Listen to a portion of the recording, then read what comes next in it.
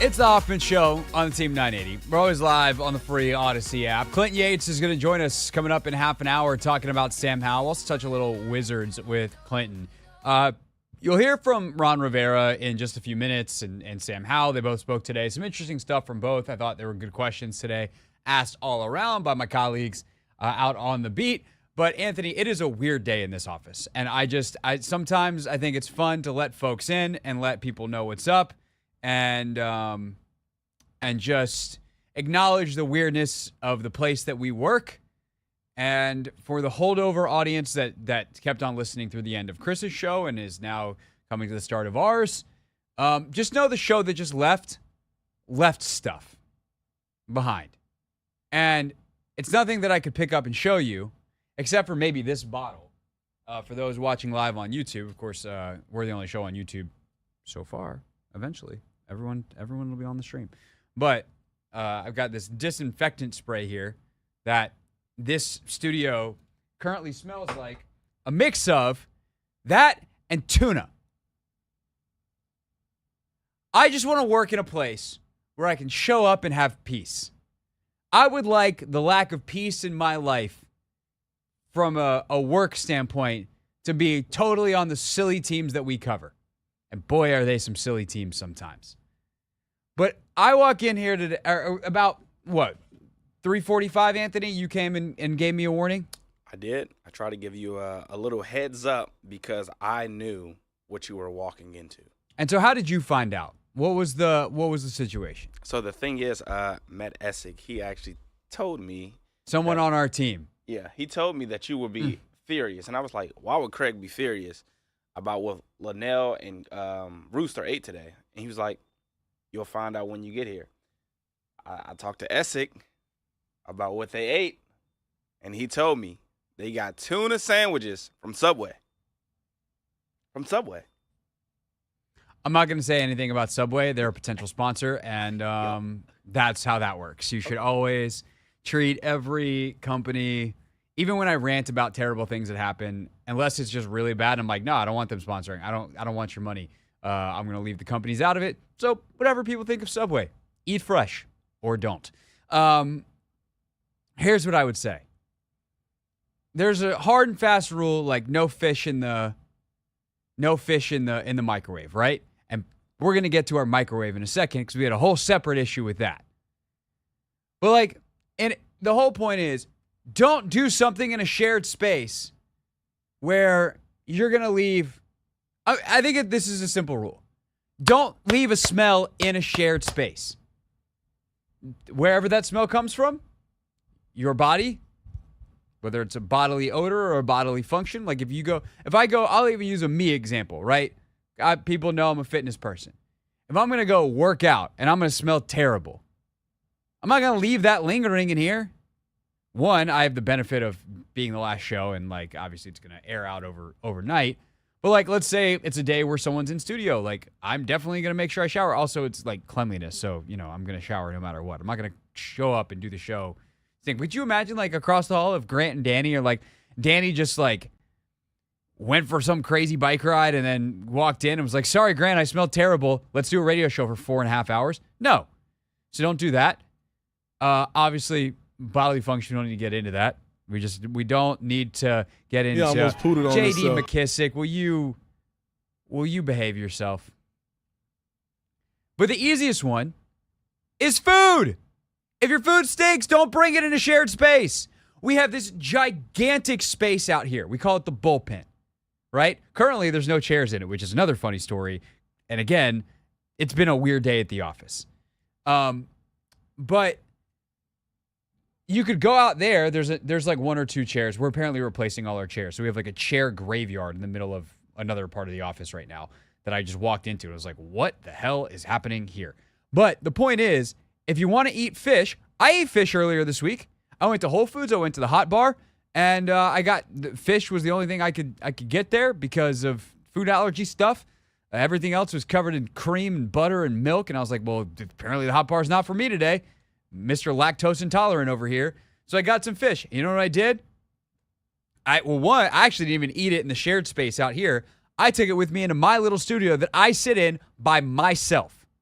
But let's say I had to eat it during the show. You want to know what I would do? I would bring it out there. That way I don't stink up the place. It's just not that hard. And then you got whoever in our office, and I'm gonna put everyone on blast because we don't know who it is. Someone tried to heat up their coffee from Starbucks. The nice holiday mug fills you with warmth and cheer. Or holiday cups. They tried to heat up their Starbucks coffee in the microwave, and then it either exploded or they went to grab it and like it was still too full and it spilled and they were like, ah. And like if you have to leave your mess for a moment to go get yourself situated, fine. But we've had like a spilled coffee cup in our microwave for over an hour. We work with heathens, Anthony. It has been a day at the office, to say the least. I'm not like the world's cleanest person. I'm not trying to do a holier than thou bit. Ask my wife. She would be like, no, he leaves stuff out. But like, I won't leave a flat out mess. And I do try to be cognizant of other people. And that's the thing. I think that's the part that annoys me. It's not a disagreement over levels of cleanliness. It's the total disregard that you are in a space that you share with anyone else. It's why people who like have yelling phone conversations on the metro drive me nuts. Very different situation, but like you're in a shared space. If I did that, you probably wouldn't like it. You wouldn't want me yelling on the phone at someone. And of course, when someone's like yelling, you don't want to be like, hey, let me go talk to that guy. He seems like he's in a great mood. And it's always a guy. Always a guy. Like what, just how hard is it to be a member? Now I'm full old man yelling in a cloud and I don't even care.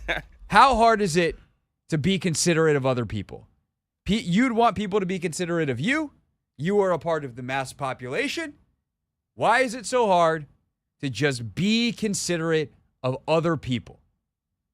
In a workspace, in a public space, when we all just get along and work together and take care of our own problems, like coffee spills in our microwave, or we're considerate enough not to have fish in a shared space studio, then it's better for everyone. You're not even making a sacrifice. You made the mess in the first place. It's not a sacrifice to clean it up. It's a responsibility. If you want to have a tuna sub, fine. Eat it out there. You want to know the Are you about to tell me there's more? No. Okay, good. I mean, outside I don't of know the if I could chairs. take it more. Oh, no. The only, I guess, good thing you can take away from this is this doesn't only happen here. It happens everywhere else, too. Is that a good thing?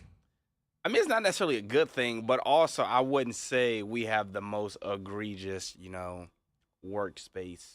But it is problematic on days like today. Yeah, I think if everyone did better, then the world would be a better place. Yeah. Hey, your problem's not just your problem. Everybody sucks at it. Cool. So we're all miserable. What a day. What a day at Old Odyssey. All right. Now that that's off our chest, you know what zoo we work in.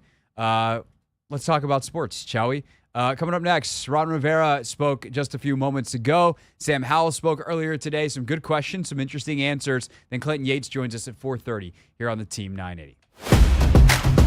They get real Icarus-y, to go back to your Greek mythology days. You remember the story of Icarus, Anthony? Not quite, Frank. What do they teach you at Georgetown Prep? Icarus, the guy who flies too close to the sun. Nope. What do they teach you at Georgetown? Anthony, I think you just put your job at risk at Georgetown Prep. Why? There's no way that they did not teach you the story of Icarus at Georgetown Prep. We actually did a lot of Greek mythology, but we didn't talk about Icarus flying too close to the sun. Yes, you did. You don't remember it. I feel very confident. Who can we call It's okay. at Prep I'm to gonna ask confirm my this? kids today. I mean, I will just do that right now. Actually. Okay. I would like you to ask someone of authority. Do we teach about Icarus? 2 hours later. Did we ever check in on that, Anthony? Yeah, my classmates actually texted me and said, "Yeah, we've done it." Okay. Yeah, we'll have to figure out where you were on that day of class at a later date. You're right.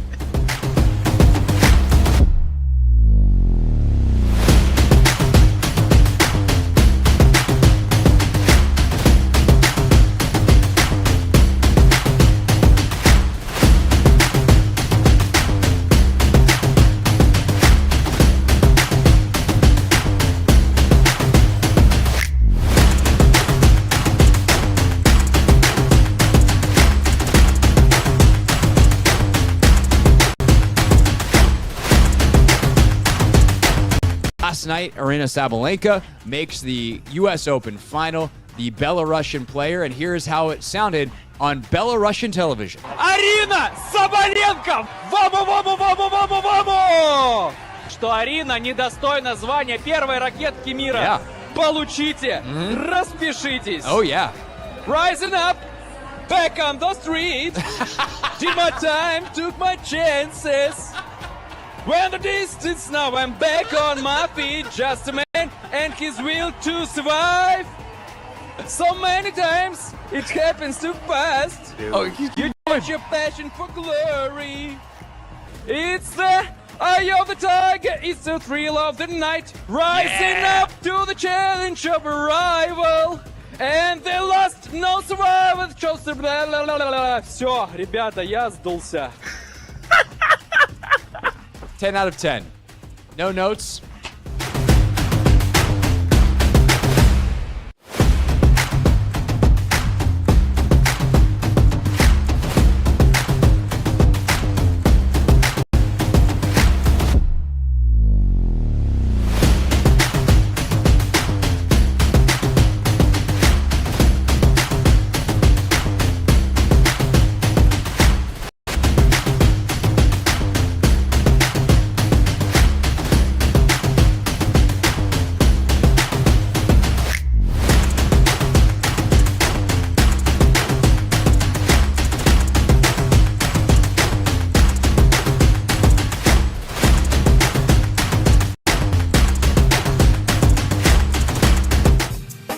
It's the Hoffman Show. We're on the Team 980. We're always live as well on the free Odyssey app. One thing I forgot to mention, Anthony, in this whole we work in a zoo.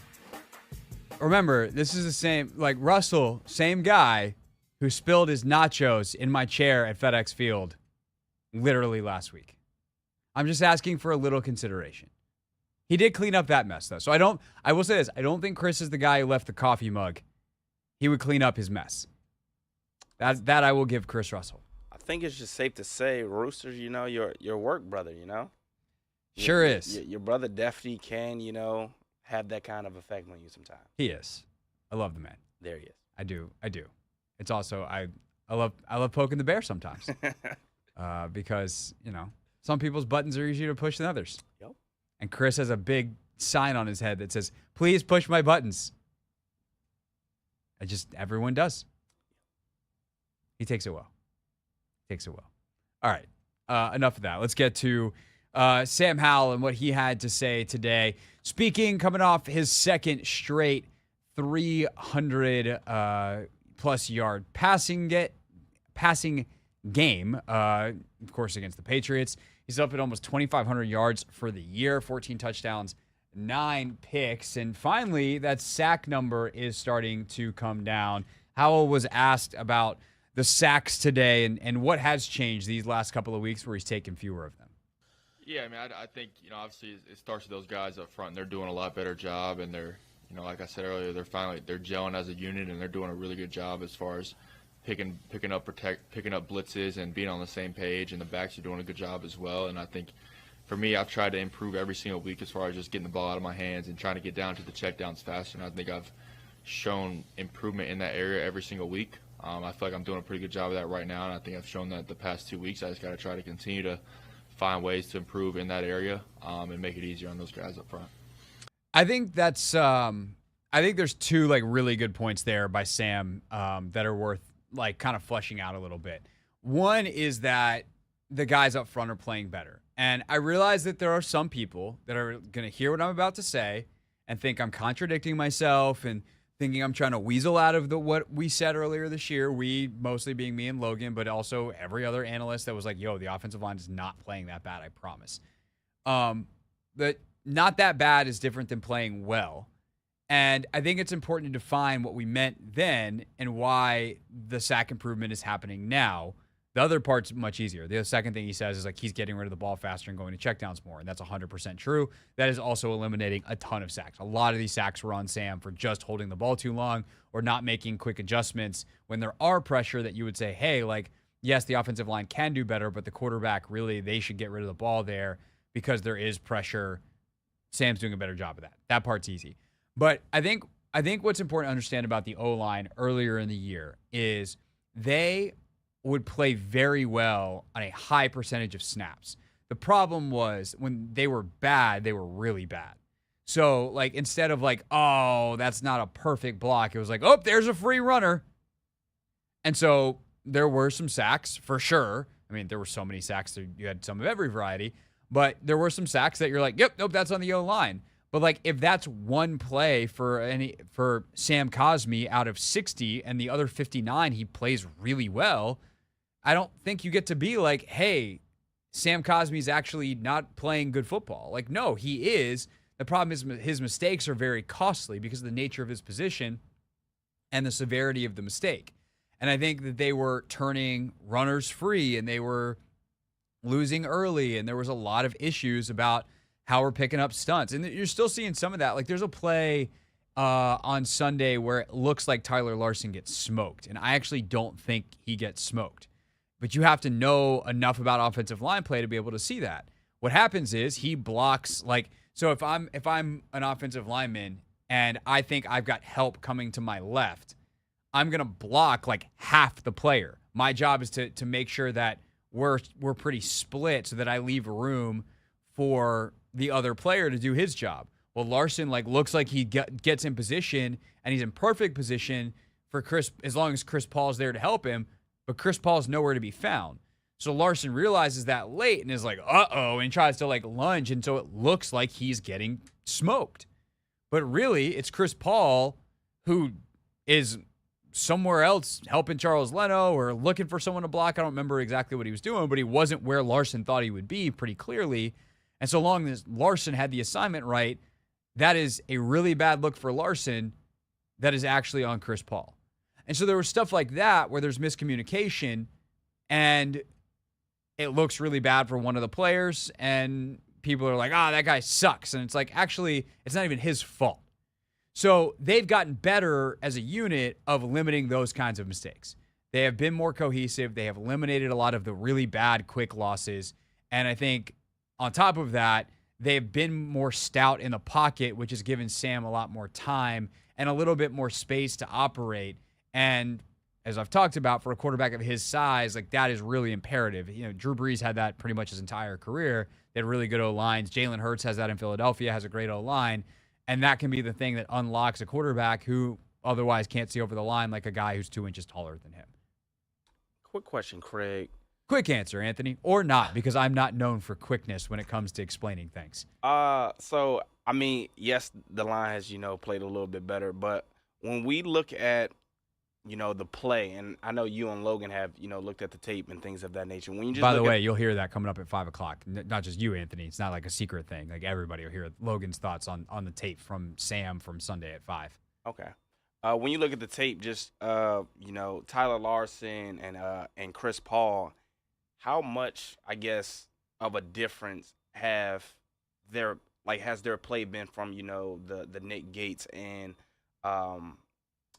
what is the other guy? Sadiq Charles. Sadiq Charles. Because, again, I think the protection calls, that's one thing. I guess Tyler's out there, getting him right. He's helping out Sam. But what about the play itself? Like, is it the same?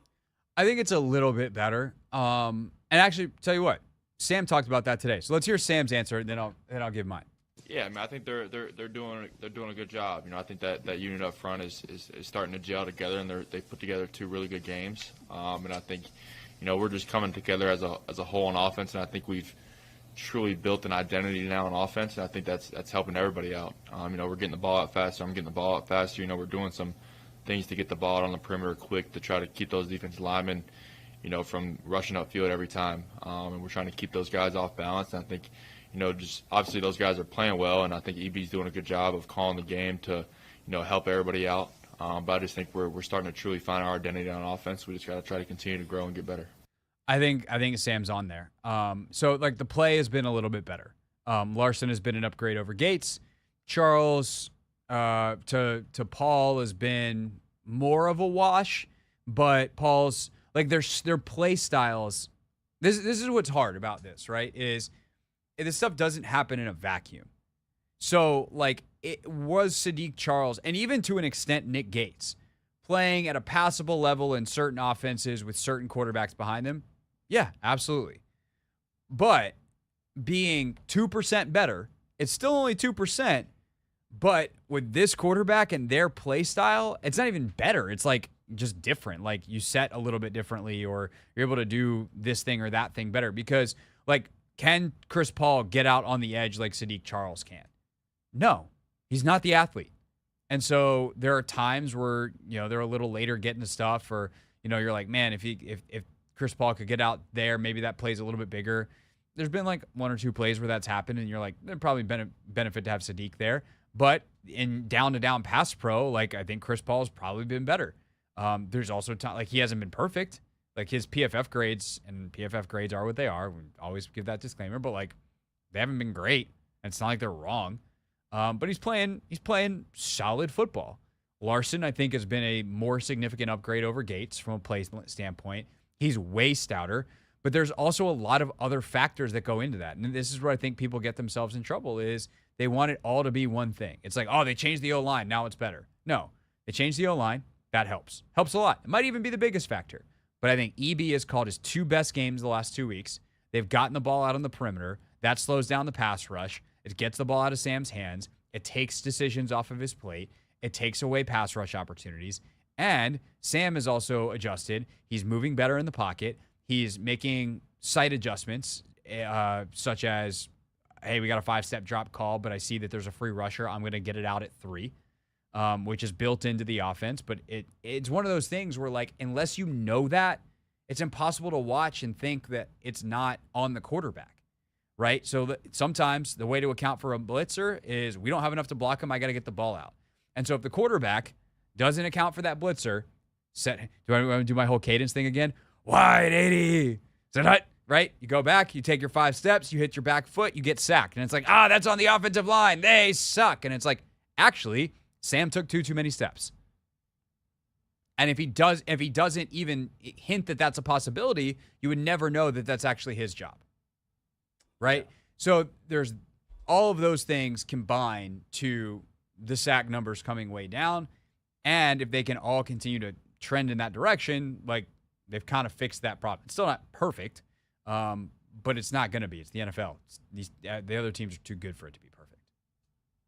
Oh, no. I mean, I think you answered my question, because I was more so, looking at the PFF numbers, and PFF sometimes can be, right and wrong, or, bias in their own opinion type of thing. But yeah, I mean, they grade, their scale is not necessarily the same as other people's scales. Yeah. Like, they grade, here's the thing about PFF. They grade every single play and as if it's just its own thing. Yeah. Right? They don't look at like, oh, well, that was a 3rd and 3 with the game on the line. That play counts more. We all know it does in the course of the game, but they're like, every play is its own thing. We're going to grade the plays as they are. And most of the time they do a pretty good job within that, but you just have to understand what the grades are. And that's what they are. Yeah. What were you going to say, though, about the PFF grades? Oh, no, I was looking at them. I'm like, a 30 for Tyler Larson in pass blocking, and I think Chris Paul's, his wasn't much higher. It was just. Are they really that low? That seems way too low. I mean, again, but like, they're not playing their faces off. Yeah. Like, I think that is something that is definitely, like, you have some misses. You have some missed assignments. You have some missed blocks. Like, you have all of it there, and it's not like these guys are just playing dominant ball. But it works. What they are doing is better than what was before. Let's see. On Sunday, Chris Paul gets a 69 pass block grade. Tyler Larson gets he had to have a 29.7. I wonder what that's from. But like, that's one of those where, like, I'll beef with PFF. I bet you, like, the play that I talked about 4 minutes ago, they graded Larson negatively, and they're like, he got smoked. And they might also be right, to be fair. Like, I don't know that Chris Paul 100% should be there. My guess is that. Logan's guess was that. I'm going to trust Logan on that one. But that's also why it's tough, because unless you know an assignment, you can easily blame the wrong place. I've told this story before. I'll tell it quick because we're up against the break and Yates is waiting on us. to go next. So Clinton Yates joins us in 4 minutes. But like there was a play or when I was on the beat where Mason Foster looks like he gets absolutely smoked. And it's by a running back out of the backfield, and he's way late, and everyone's just killing him. And I was like, dude, what happened? He's like, that wasn't my guy. Like, what happened was, and I'll throw the person under the bus. I don't care. Like, it was a 3-for-2 situation. They had 3 players, all in man-to-man. Like, it was Mason Foster, DJ Swearinger, and someone else. And if your guys went out in the route, you're supposed to play coverage. If not, you're supposed to blitz. It's a green dog, is what that's called. And DJ's guy was the running back. He went out in the route. Mason started to blitz because his guy stayed in a block. And he's out of the corner of his eyes. He's DJ blitzing. He's like, what are you doing? Like, that's your dude. And so Mason tries to make DJ right. And in the process, he looks like he gets smoked. Unless you know the assignments, you would never know. You would think Mason Foster sucks at football. And in reality, it's the other guy that, by the way, the fan base freaking adored, was freelancing, doing his own thing, and it was his fault. That's why grading is hard. Yeah. So PFF does a really good job considering they don't know the calls and assignments. But they generally actually do a pretty good job, especially over the course of larger data points, larger sample sizes. All right, we get back. Clinton Yates joins us talking more about what he's seen from Sam Howell here on The Hoffman Show.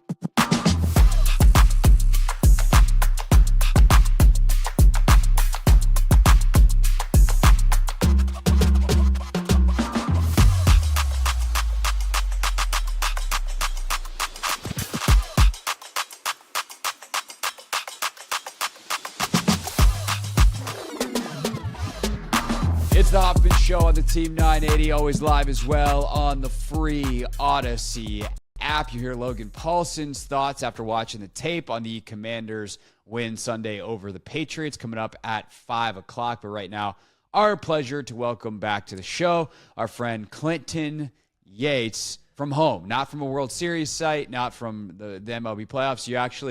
I'm glad you remember where home was. You know, I'm back in Los Angeles. I've slept in my bed for 2 days in a row, which feels like a minor miracle, and the sun is going down at 5 p.m. all the time. Oh, that's late. It's very annoying. To what it is here. I mean, so this is the first year that we've gone through daylight savings time when the show's been 4 to 7, because last year we were still 3 to 6, and then the change came in the spring where we slid back an hour. Right. And so like 20 minutes into the show in DC, the sun is going down. I walk out the door to go to work, and I'm like, it's starting to get dark out. It's 2:30. What are we doing? Yeah, it's a little bit of a dagger. The only thing that makes it bearable is the weather not being frigid, so that I am thankful for. Yeah, no, Lest we don't we have forget. that. Yeah, the whole cold weather is coming soon.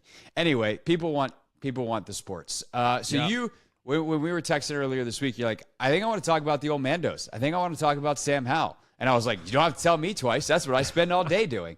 So you've been watching. You've seen. I gather from our conversation, you've seen enough from Sam Howell. It's not that I've seen enough. It's that one of the problems that I think people get too caught up with when they are focused on one particular franchise is forgetting that there are a lot of different ways to do it. And so when I look around the league, I look at some of the younger quarterbacks. You look at the guys like a Levis, who just got a starting gig down in Tennessee. You look at some of the younger guys. Obviously, CJ in Houston is doing different things than anybody else. But you can eyeball test guys when they're young enough and say, that guy's a quarterback. And that's what you're getting out of Howell. And it's improved, in my opinion, from game to game. Not necessarily in terms of anything specific, but it just feels like he's playing the position like a human that was destined to play the position from a fundamental standpoint, from ability to get the plays off. And sometimes, execution doesn't happen, but he doesn't look lost, which is half the battle. The other thing, though, which is what my main reason I wanted to talk about this was for, is people start talking about the next 5 to 10 years after a guy has 5 to 10 starts. I don't understand that. I don't get why in the most right now league of all leagues on the globe, in the most right now time in the history of said league itself, the need to declare somebody, okay, we've got that taken care of for the next 10 years. That doesn't matter. What matters is whether or not this player is going to continue to get better game to game so that everybody else on that squad and that roster has confidence that it will improve as well. The need to declare a guy the guy, I think, kills so many NFL franchises from an expectation standpoint, from fans and team alone. Yeah, no, I think that's right. I mean, we've talked about that quite a bit this week. Like, what does that mean? And especially with this franchise, it's very silly right now because – you can't give him an extension. He's not eligible, so you don't have to make that determination contractually. Ron or the general manager or anybody else in the front office declaring it would just be laughed at because it's like, y'all ain't going to be here. So, what are you talking about? The owner is not someone who's going to come out and say something like that. He might say, I like what I see if I'm asked or if he's asked, but the most likely thing along those lines is Magic's going to tweet something. But, it's not like, hey, this is our guy for the next 5 years. It's like, we love what we see from Sam Howell. We love that we have our quarterback, but if they hire someone else next year, GM, coach, whatever, those guys aren't beholden to that. So there is no, even saying it out loud doesn't do anything. It just, I think it's fun from a fan base standpoint though, is to be like, oh, okay, well, if that's the case, can we go spend the $90 million of cap space we have on something else? We just traded for this high second round pick that the Bears for some reason gave us for Montez Sweat. Thanks. What can we use that pick on if it's not quarterback or trading up for quarterback? So it's fun to play it out when you don't have to fit the biggest puzzle piece in, but there's no actual upside to being as an organization, not as fans speculating for radio giggles. What upside is there as an organization? None. Yeah, he's the starter. That's what he is. Right. He doesn't have to be the future just because that's the case. And I would also say, how many teams around the league right now really have guys that definitively are their guy? There are a few. There's a handful plus. But there's a lot more teams. Heck, the Rams just signed Carson Wentz, for Christ's sake, Gregory. You know what I mean? There's a lot of teams out there that are wading in the water that don't necessarily know what they're doing. And figuring out the guy for the next week is as important as figuring out the guy for the next decade. And I think that's one thing to look forward to if you're a Commanders fan. You can relax and just enjoy the run at the QB position as opposed to feeling like you constantly have to speculate about what else is happening.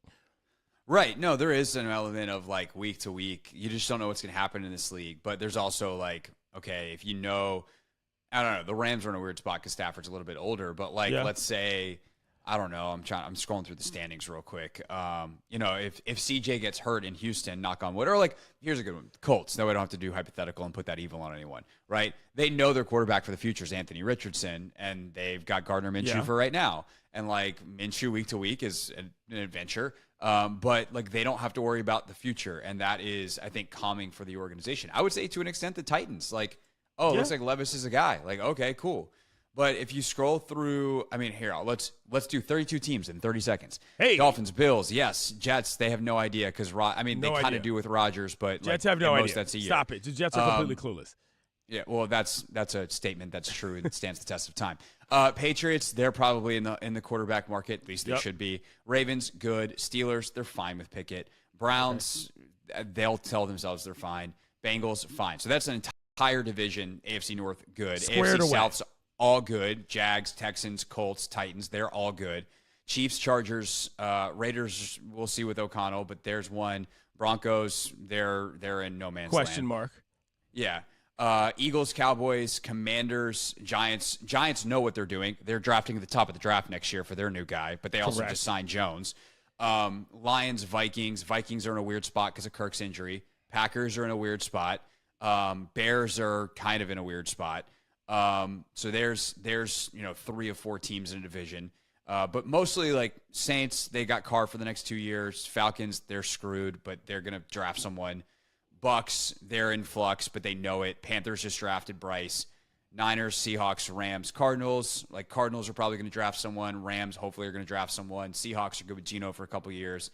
Niners are probably all right with Purdy. So it's like a little less than half the teams. And my point Craig. Yeah. My point there is, Craig, is that there's a very real element, I believe, in DC to what expectations from fans have to do with how performance, not necessarily in the context of how guys feel about it, but how it's gauged against what success is even by the franchise, which is if a guy is anointed when he needs to be growing, that can create problems. And that's what I'm saying here is like this guy's good enough to handle the gig. Anointing him could create a scenario in which too many people are creating too many expectations that do not make sense, especially because people are coming in and out. Let this kid grow. Let him play. He's continuing to get better, in my opinion, and without, foisting all of these extra things on him just because people want to be able to talk trash and say, guess who's got one of the best young QBs in the NFL? That doesn't matter.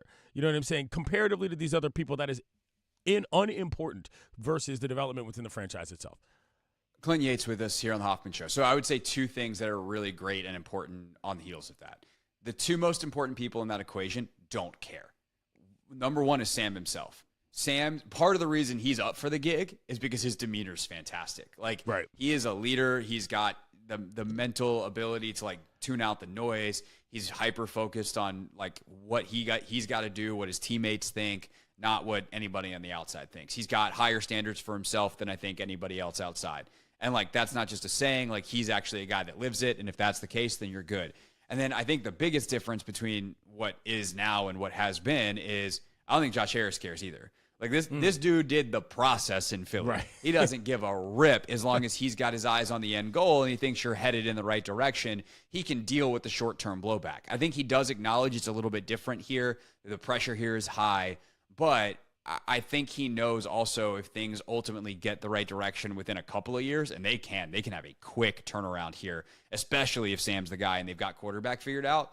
Then like people aren't going to be mad about an extra couple of whatevers, the hiccups and bumps and that are standard in the NFL along the way. That's all I'm saying. It's a different build. So trying to adapt oneself as a fan of that team, I would presume, it doesn't have to be the same as all the other teams. You're not operating on the same scale. You're taking a different path to where you're trying to be. So there's no need to compare it to the same developmental paths as some of these other franchises.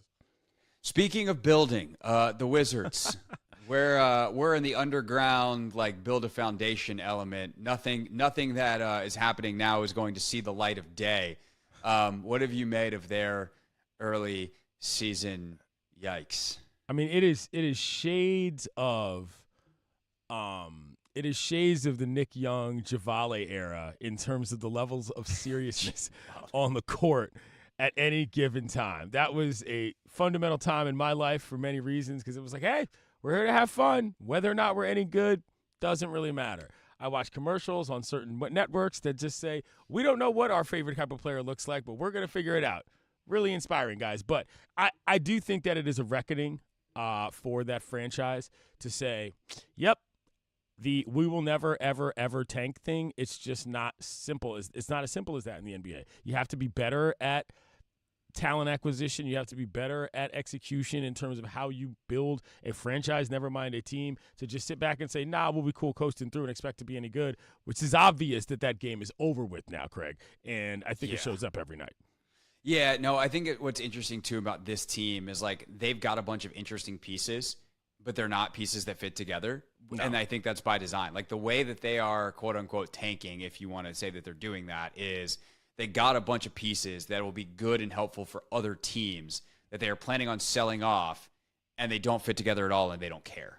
Right. And I think that's smart. They can't say that, and I haven't talked to anybody explicitly about that. I've watched 6 games or whatever it is of basketball and gone, oh, this is a disaster. But that's kind of where we are. When I was out at a place in Beverly Hills, I saw Kuz and Jordan Poole, and there were like a bunch of really, really tall young ladies that were there. And I was like, there must be NBA players here tonight because nobody this tall in this large of a group would be here like this. And they had a party. I wasn't invited, but I could see them going in and out. So they know how to have a good time. Never mind the basketball side. Yeah. By the way, Jordan Poole, not as good of a shooter as I thought. I looked up his career splits the other day, and I was like, oh, he's on track. Yeah. I thought he was going to regress progress to the mean. No. He just shoots 33% from 3. Chucker is the name in some circles, but, this is who they are right now. Their identity is having a good year, though. Their identity is one of fine. You're not taking your high school basketball team there to lock down fundamentals and see how the guys do it at the big level. You're going to have a blast and maybe see some wacky plays that'll show up on SportsCenter later that night. Hey, they got the Hornets tonight, so they got a chance tonight. Okay. So that's fun. We'll talk to your pal and mine, Dave Johnson, coming up at 6:15. Love Dave. So, it's in the net. It's in the net. He had a really funny bit. Linnell was on with us. This is like a year ago. Okay. And Linnell's like, I've got a Dave Johnson impression. And we're like, well, you can't just throw that out there with Dave on the horn and not let us hear it. And Linnell does it, and like, it's pretty good. And Dave's like, you nailed it. It sounds like you lost a couple of organs. That's what I do every night. Dave is the best, man. I love that guy. He is. He joins us at 6:15. Clinton Yates joins us every Wednesday here on The Hoffman Show. Thank you kindly, sir. Absolutely. I like your new digs. For all of those who don't know, Craig has a camera with a remote control that he doesn't even know how to use yet. It's like a kid breaking his toys on Christmas morning, but that doesn't apply to you, sir. Of course not. Anyways, goodbye. L'chaim. Hey, this is D.A., and you're listening to The Hoffman Show on the Team 980 and the Odyssey app.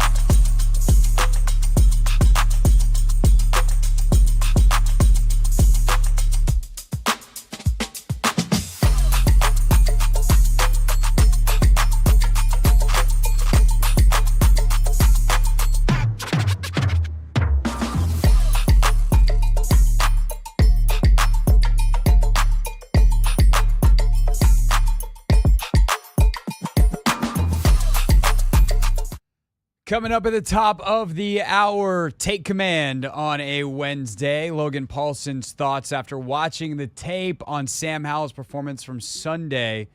Maybe not quite as rosy as it felt coming out of the game from a process standpoint, why that matters, and some more details on it coming up at the top of the hour. This, of course, the Hoffman Show on the Team 980 and the free Odyssey app. We are streaming live on YouTube as well at the Team 980. And every once in a while, we get a chance to talk about some things outside the Commanders, and sometimes they're even outside the NFL. Today, it's an NFL version of this, that, and the other thing.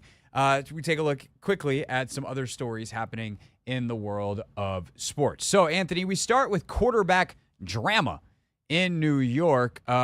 One team having drama because they're starting a guy that doesn't feel like they should be starting. Actually, that's really both of them. It's just the more dramatic version is the green one, the Jets, where Robert Saleh was asked today why he didn't switch quarterbacks with Zach Wilson struggling on Monday night to Trevor Siemian.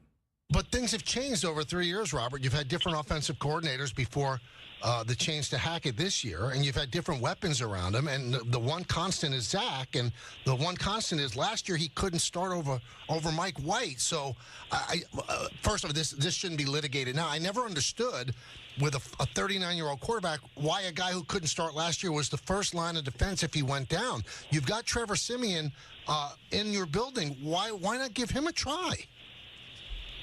No, I got you. No, it's again a fair question. And it's like I said, he I don't know. You got me. I'm gonna plead the fifth on all this one in terms of just. Yikes! Michael K. Show, ESPN New York. I'll credit the audio. You can't do that as a head coach, man. You have to either lie through your teeth, or I don't know. It's a Wednesday. Did he announce later? Like maybe he's doing that radio hit on the way to the facility, and he's like, "We actually are going to start him. I just haven't told everybody yet, so I can't do that right here, right now." There's two possible answers there. One, look, I understand it's a fair question, but we still think, based off what we're seeing, that Zach gives us the best chance to win. Or we're evaluating all our options. We're not committed to anything long term, and we'll continue to evaluate. You can't plead the fifth. What does that even mean? I'm not going to lie, Craig. Some people are quick on their feet. They can lie through their teeth. But Robert Saleh might be like me. I'm not quick on my feet. I can't lie. I'm not a good liar. Like, you're going to see through it on me. It also makes me wonder if it's like, is that an ownership thing? Is that an Aaron Rodgers, like, you better keep starting the kid thing? Is that a Nate Hackett thing? Like, who's calling the shots, man? Which sucks, 'cause I really like Robert Saleh. Yep. I think he's a very good coach. And I think he's smart, and I think he gets it. And he got himself in a sticky wicket. Yeah, he did. And he couldn't get himself out. That's this. Here's that. The Giants are going to start Tommy DeVito this weekend. Why? Unbelievable. Look, the list of free agent quarterbacks available is not good. Obviously, we're in the middle of an NFL season. If there was a good quarterback available, he'd be on a team. But Flacco is out there and played pretty well for the Jets last year. Matt Ryan, you could give a call. I doubt Matt Ryan would come out of the broadcast booth for that, but I don't know what Flacco's doing. But also, if I'm a vet, I don't want to go play for the Giants. Especially if I'm a vet who's made money, I don't want to do that. I will say this. I know this is a third. I'm causing myself more problems saying this than whatever else. But why not bring Cap? Why not bring all these quarterbacks that have whatever amount of complications you want to say in for a tryout? I guess the answer would be you're 2-6, and you don't actually care about being good. You just know you suck. If you're Brian Dable, you're in year 2. You already had a pretty remarkable year 1. You won a playoff game. You're not getting fired. You and your owner are on the same page, being like, look, we got screwed by injuries. So instead of bringing in, because you can't tell me that some of the quarterbacks that are available, veteran, haven't played in a while, whatever, aren't better than Tommy DeVito. All due respect. He'll wind up beating the Commanders in 2 weeks because that's how this works. They got Matt Barkley. You can't tell me those guys aren't better options. But like when you truly don't care, you just let the kid go out there and play, and you run the football a lot, and you just know you're going to lose, and you try to get it over with as quickly as possible. And you draft someone next year, or you recommit to Daniel Jones and hope his ACL gets repaired. Yeah, I feel bad for Saquon, though, because I he's do gonna too. Run. If I was Saquon, I would have a hamstring injury yesterday. Yep, I will be out. That's. I mean, it sucks because we say that, but like these guys like playing football.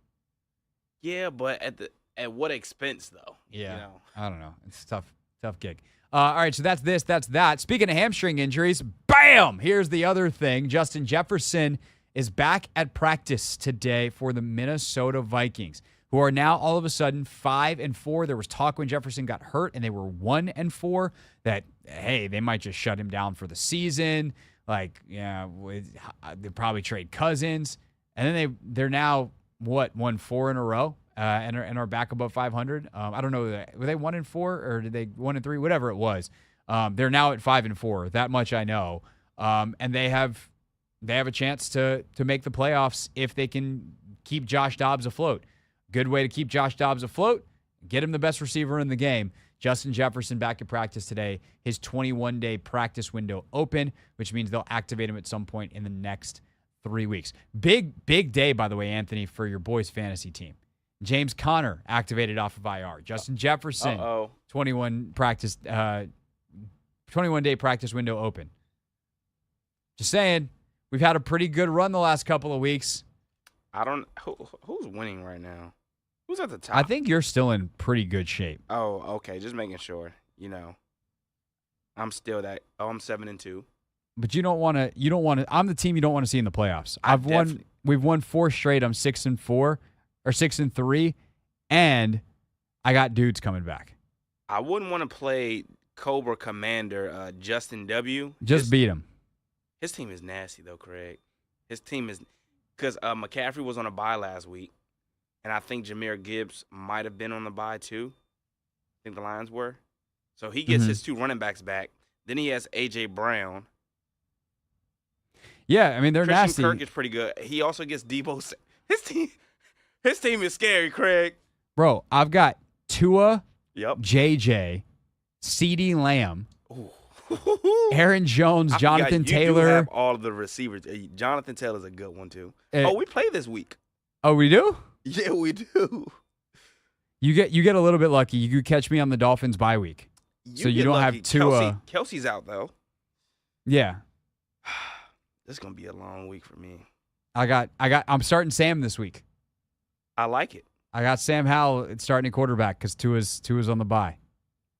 Yeah, I think you're gonna win this week. So we might be tied, dead even, unless Cobra Commander Justin goes out and puts up a lot of points. But I have the most points In the league? Yeah. But Puka, I need him to get back to his ways. You're gonna need some. Oh, we'll see how the Carson Wentz experiment goes. Oh man, Your season's now relying in part on Carson Wentz. That's how the cookie crumbled. Yeah, it crumbled. All right. It is Matthew Stafford's health. Yes. All right. We get back here on the Hoffman Show. You hear Logan Paulson's thoughts on Sam Howell from Sunday. Just how did he perform once we've watched the tape against the Patriots? That's next on the Team 980.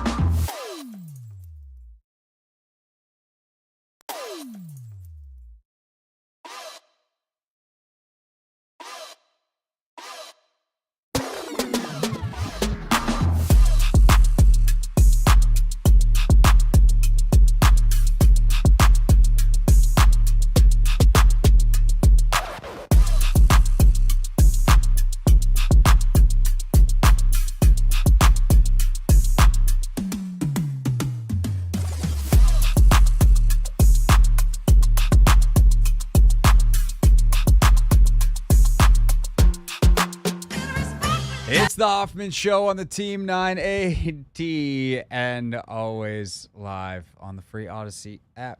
Anthony, why did you shut off her?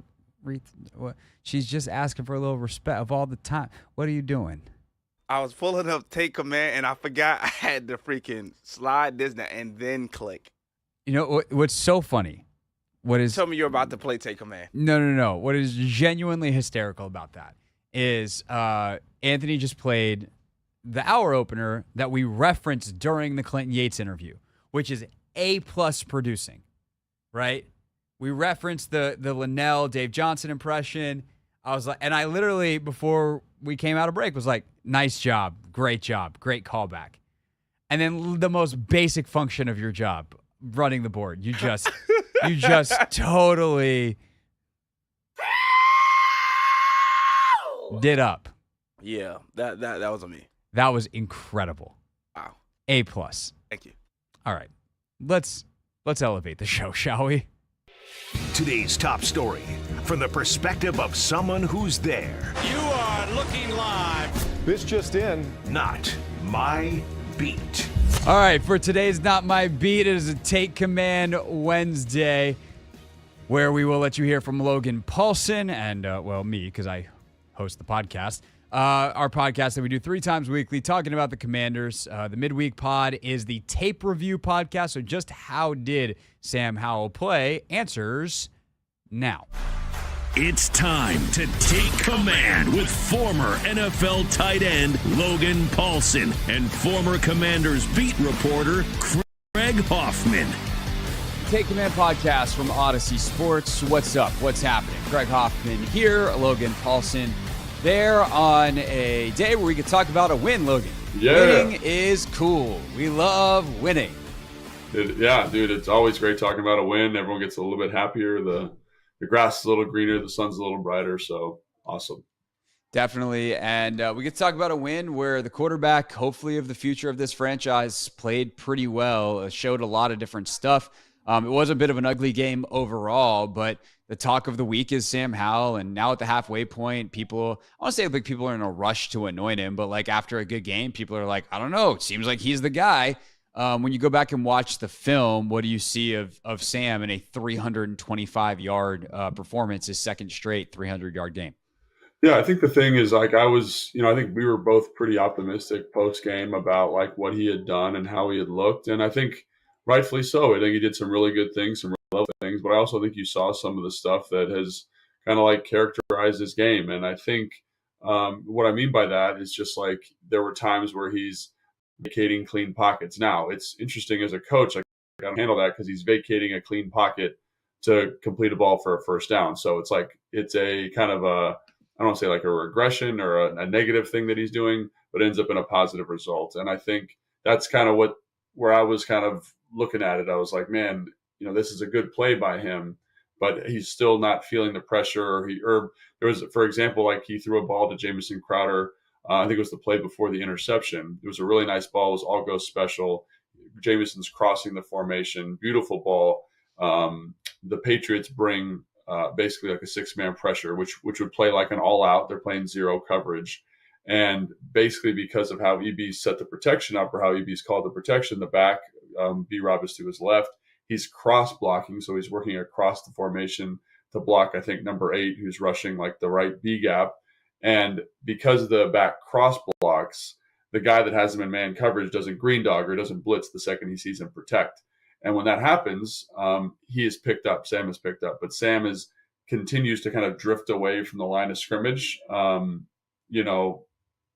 He doesn't need to do that. He can just set his feet and throw the football. So that type of stuff I felt like popped up probably 4 or 5 times in the game. You're like, man, like that would be nice if you knew that you were not hot there and you knew you didn't need to vacate the pocket or kind of make this harder than it needed to be. So that came up a couple times, but in the same breath, I also think you see a maturation, like the throw to Terry on that like pylon, that high corner route where he kind of routes the guy up at the top. Like there's a guy in his face. Barmore has a kind of a quick win inside. He stands in there, buys a little time, plants his feet and throws the football. And to me, that's about as big time as you're going to get. Marry that with the touchdown to Jahan, where he checks the play. He identifies that it's going to be some type of blitz. He brings Logan Thomas in.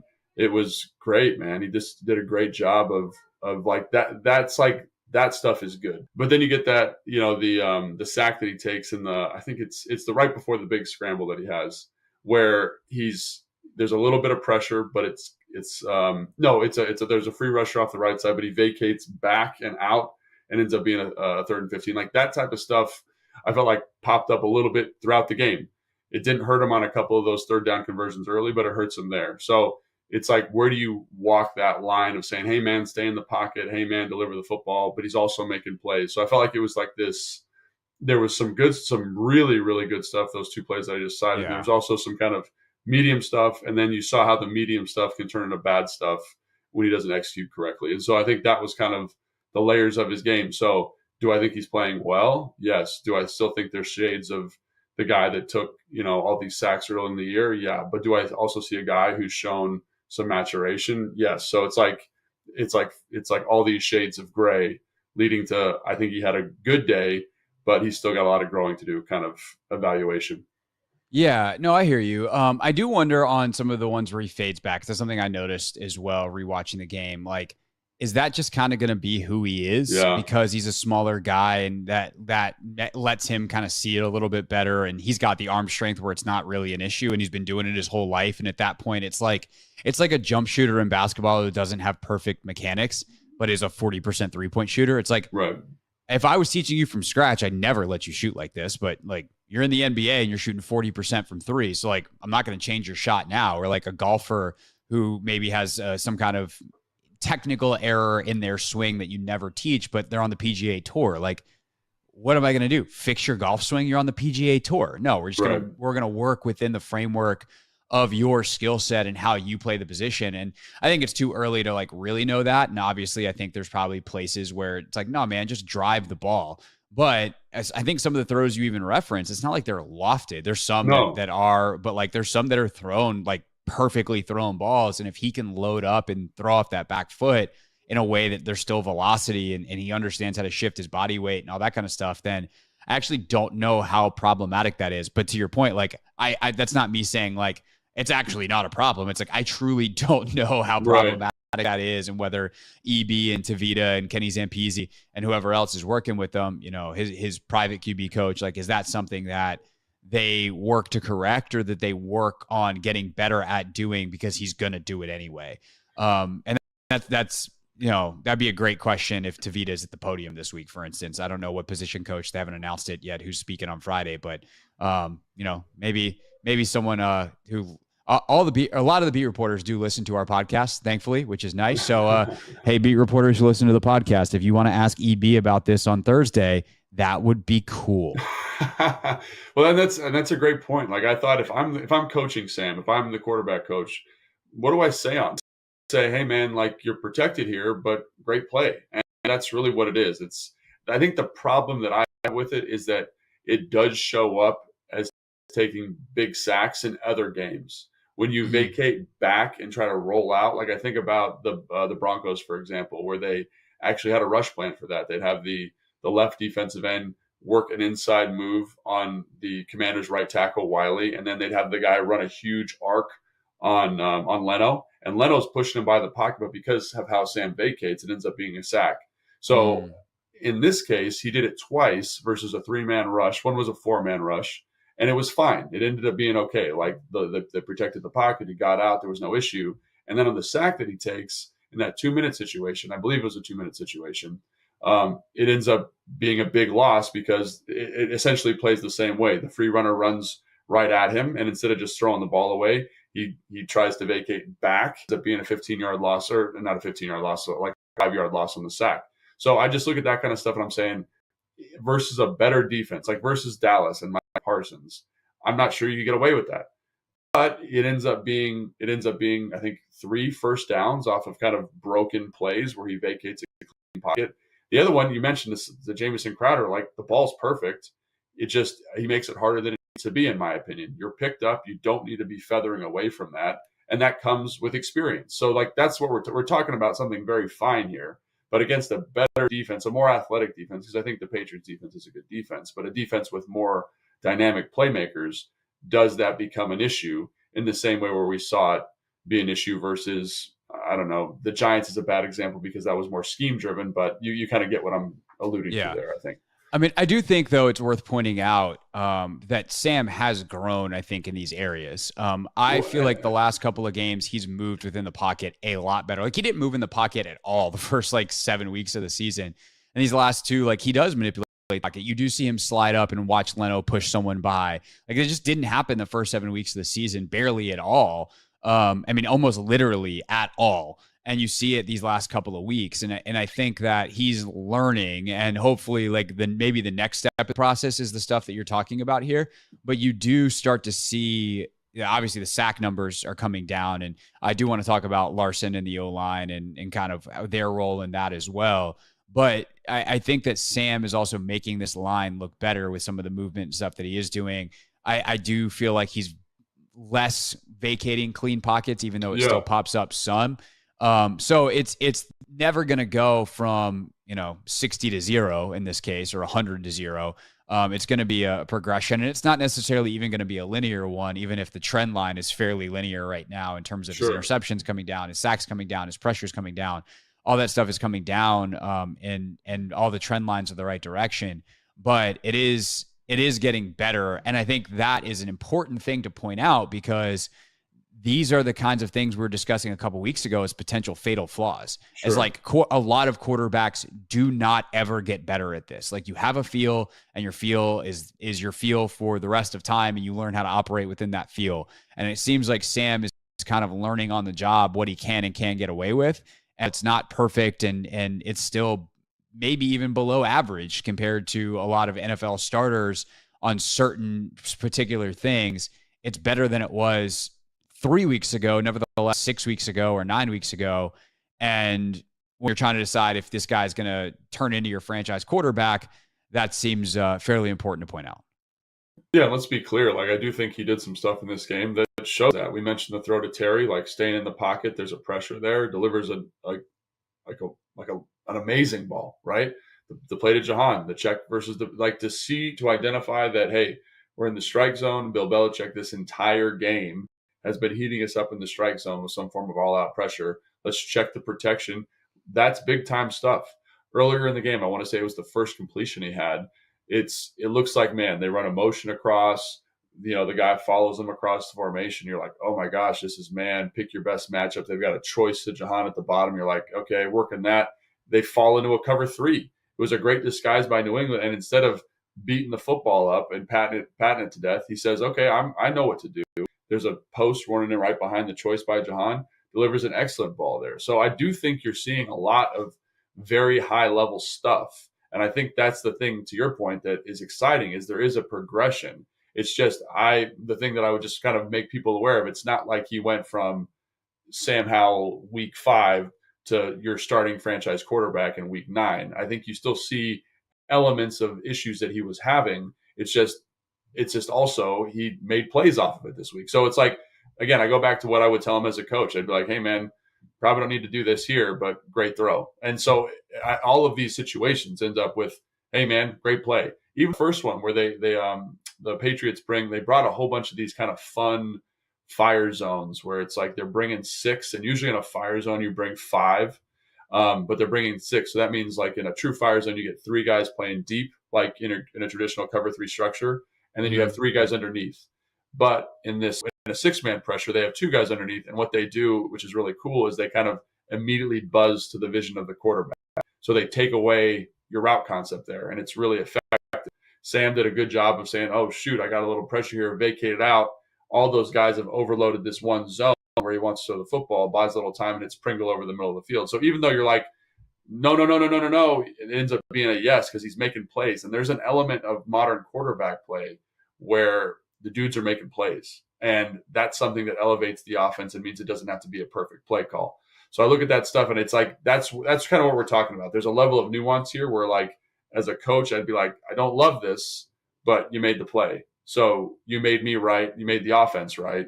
That's a plus. But let's just make sure we at least address this to kind of say, hey, man, you're good here. We're picked up. Or, hey, man, you don't need to vacate this pocket. Let's just deliver this ball to the dig over the middle of the field. That kind of stuff. And it's small stuff, but I think it kind of speaks to your process, to what you're alluding to, is he is getting better. And me as a coach making that comment continues to enforce that progression, I guess.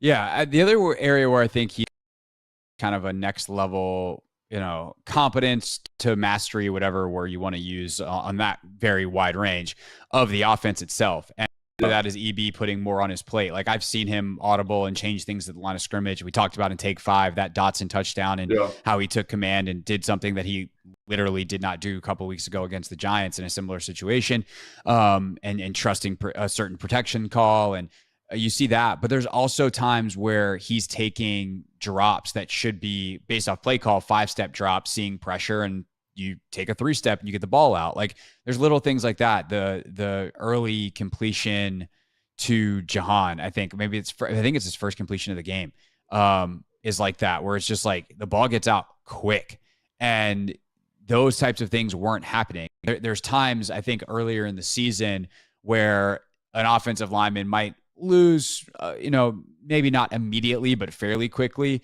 And we'd be telling folks like, hey, that's kind of on Sam to get the ball out. It seems like the receiver's open. And you watch the tape, and if you don't know that that's an option, you'd be like, well, like, he's not even at the top of his drop. And it's like, yes, correct. He doesn't have to get to the top of his drop. The ball needs to get out. Like that, right. That rusher's in his vision, whether it's a blitzer or a quick loss. And you're seeing things like that where he, I think, is understanding the tools at his disposal a lot better. And when you have more tools in the toolbox, it's easier to get the job done because you're not just stuck with, a hammer and a screwdriver when you need an Allen wrench. I think that's no. I haven't been just assembling furniture nonstop for 5 days.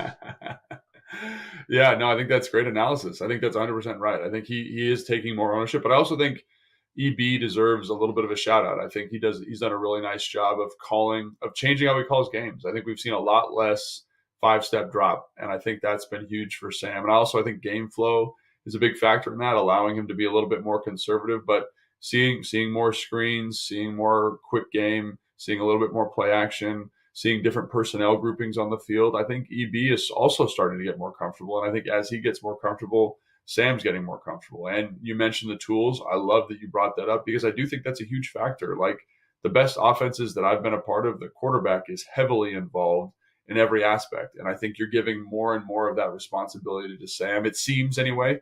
You'd have to talk to somebody to get clarification on that. But I think that's a big deal too, because I think as he gets more ownership of it, some of the stuff we're talking about, like him vacating clean pockets or him feathering away in certain situations, it becomes less likely to happen because he has ownership of it. He says, "Oh, I know we're picked up because I called the mic. I called the guy who's blitzing." So, but yeah, to your point, it is. I think this is a positive data point. This defense does a lot of different stuff. Sam did a really good job. I think played a good football game. And the thing that I was worried about was that it would all just kind of crumble down around him, that he wouldn't be able to sustain it. And this is a different defense, a little bit more complicated. I don't think they're as talented as some of the other defenses he's played this year, but I do think it's a positive data point. I'm just pointing out a couple things with this analysis, basically saying like, hey, he's still got to work on some stuff, but definitely trending in the right direction. I think EB is also trending in the right direction. So I think it bodes really well for this offense. I think it's also great you're getting more guys involved, like Jahan getting more involved. All of those things are trending in the right direction, which is one reason that I think I'm pretty excited about, the next couple of weeks of football for this team. All right, that is from Take Command, the podcast out in full now. More offensive breakdown, plus our thoughts on the defense's first game without Chase Young and Montez Sweat. Available on your favorite podcast platforms, Apple Podcasts, Spotify, the free Odyssey app, and on YouTube at 1067 The Fan. Speaking of YouTube, when we get back, it is that time of week where we dive deep into the darkest part of the internet, the comments section. Never Read the Comments is next on the Team 980.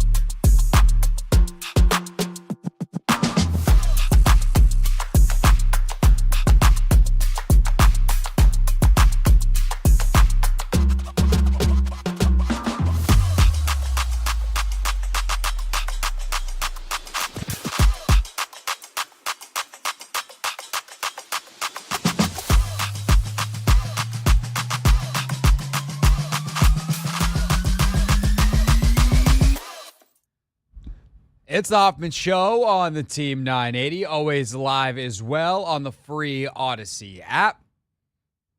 Wizards game day here on the Team 980. You will hear from Dave Johnson coming up at 6:15, unrelated to the Wizards. You'll hear from Ron Rivera at 6 o'clock. Coach spoke a little over 2 hours ago, or about 2 hours ago. We got what he said coming for you at 6. Right now, though, it is that time of the week, Anthony. 5:30 on a Wednesday means... Should I do it live? Yeah, unlike last week where you just didn't do anything. Well, that too. We tried to warn them. They didn't listen. Every week, the Hoffman Show goes into the belly of the beast.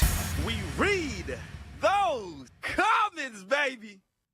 Never read the comments. All right, here we go. This is how this works. We do a radio show 4 to 7 every single day of the week, Monday through Friday. You're listening to it right now on the Team 980 free Odyssey app. You're watching it on YouTube at the Team 980. We, obviously, because we stream it on YouTube, have video of the show. We take the highlights, the best of some certain segments. Sometimes it's the guest interview. Sometimes it's the caller segment. Sometimes it's me ranting and raving. Sometimes it's me and Anthony doing whatever it is that we do that makes you giggle. We put all that stuff, chop it up, put it on the internet, on YouTube, on my page at Craig Hoffman, which by the end of maybe even today, Anthony, will have 4,000 subscribers. So we're officially better late than never, but subscribe now if you haven't. We also put it at the Team 980, the best of. So you leave your comments, and then we read them every Wednesday at 5:30. And Anthony, the majority of the comments this week, as a lot of our content has been around Sam Howell and Ron Rivera and their relationship and what it means for one or both of them to stay here as the guy in their job moving forward, revolve around just that. We start off with Dustin Bloggett, who said, I agree. This is in response to Linnell and I yesterday over Reaction Tuesday. I agree Ron would not only have to make the playoffs, not happening, let's be honest, but win multiple games, also not happening. Where Jihad Irish says, never say never. If by some miracle this team makes the playoffs and wins a game, Ron will get his 5th year. It ain't happening, but if it did, I don't think that there's a number. I don't think that there's like a set. If you do this, look, I'll say this. If he wins the Super Bowl, I think Ron will get his 5th year. I think at that point, he probably gets an extension. But at that point, he probably deserves it. And that is part of the reason why even though, I kind of hate to do this right now and be a buzzkill, the people that say it ain't going to happen, I tend to think that they're correct because I don't think this team, nor he as a coach, is good enough to make that happen. That's a prediction. Predictions mean nothing. They have no, in this case, this kind of prediction has no impact on the actual results and how it's going to go down. But I think making the playoffs isn't good enough. I also think winning one playoff game potentially isn't good enough. This is about consistency. This is about being good and having a chance year over year. And I think the process has already been bad enough, including how they got to Sam Howell. That script is pretty well written. I don't see a situation. Anthony, I don't know if you agree, disagree here, but I don't see a situation where outside of making the Super Bowl, Rivera is back. I guess I see it, but I don't think any of the situations where it's happening, including obviously making the Super Bowl, are remotely feasible.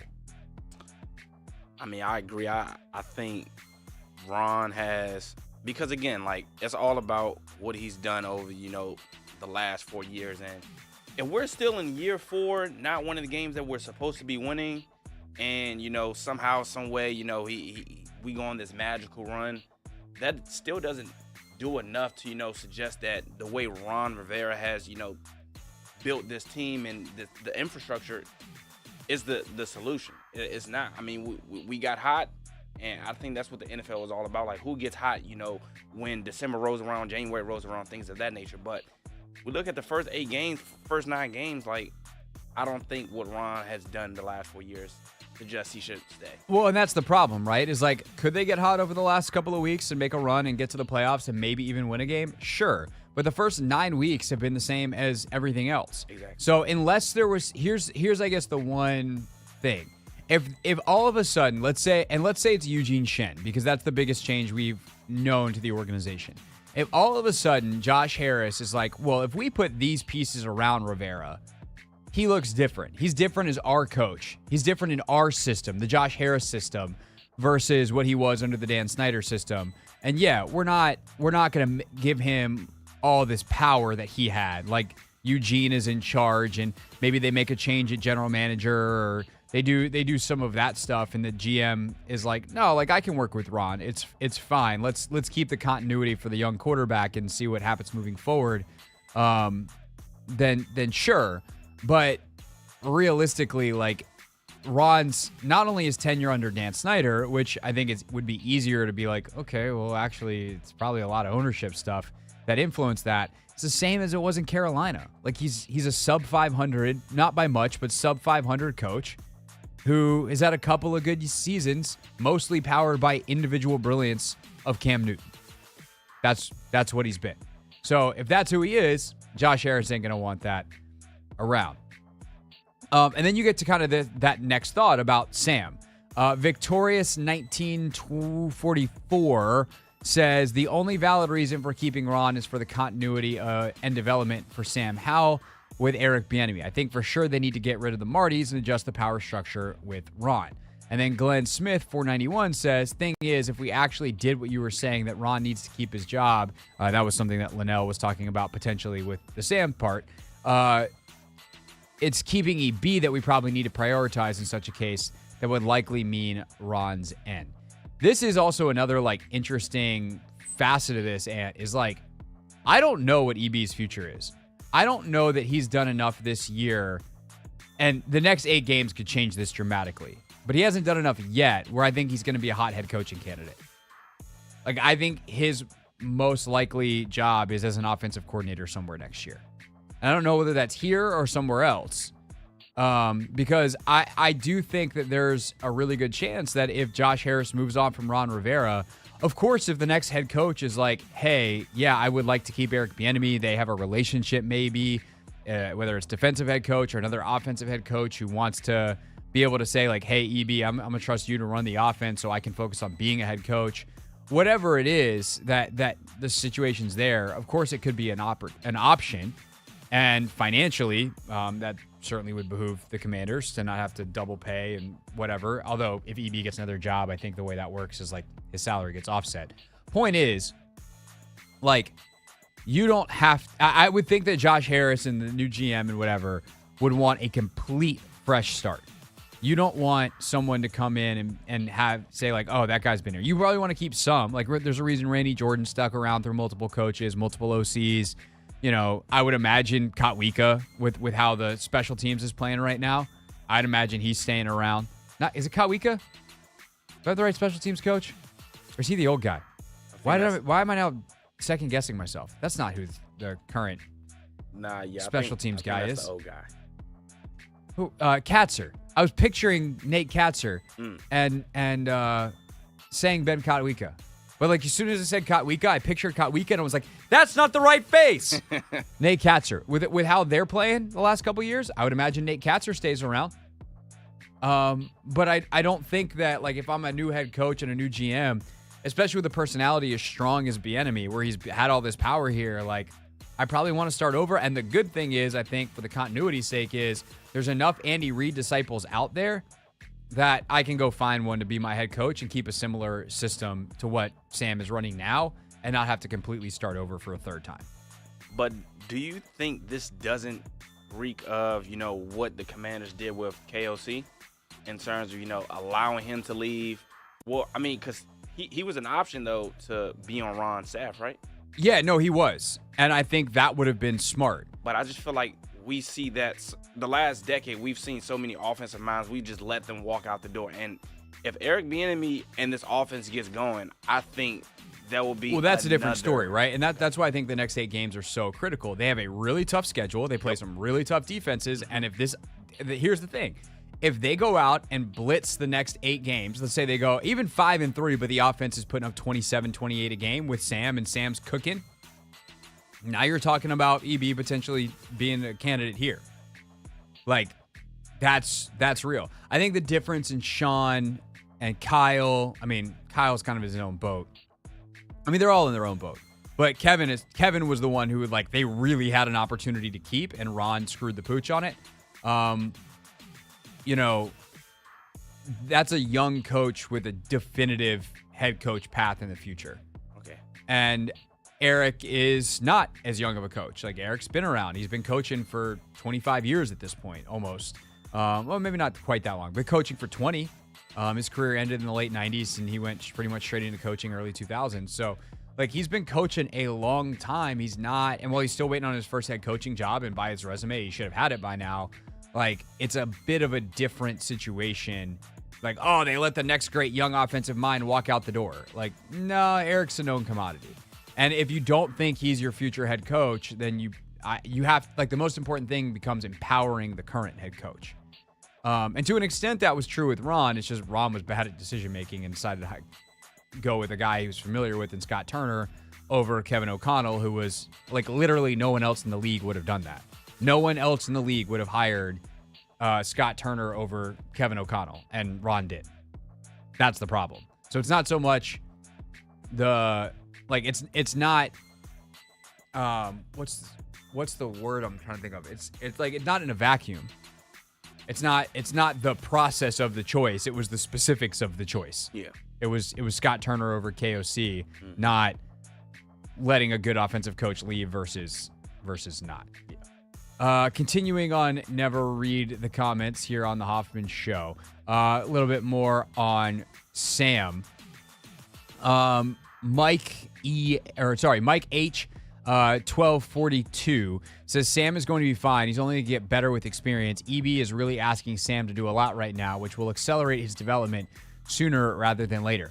I don't love this concept, and I think that they think it's true too. And it's something that I think the last couple of weeks they've actually done a good job of balancing out, putting too much on Sam's plate or putting a lot on his plate without giving him the tools to actually operate. I think that's the thing that's frustrating is if you're going to put all this stuff on this guy's plate responsibility-wise, you're going to make him drop back all these times.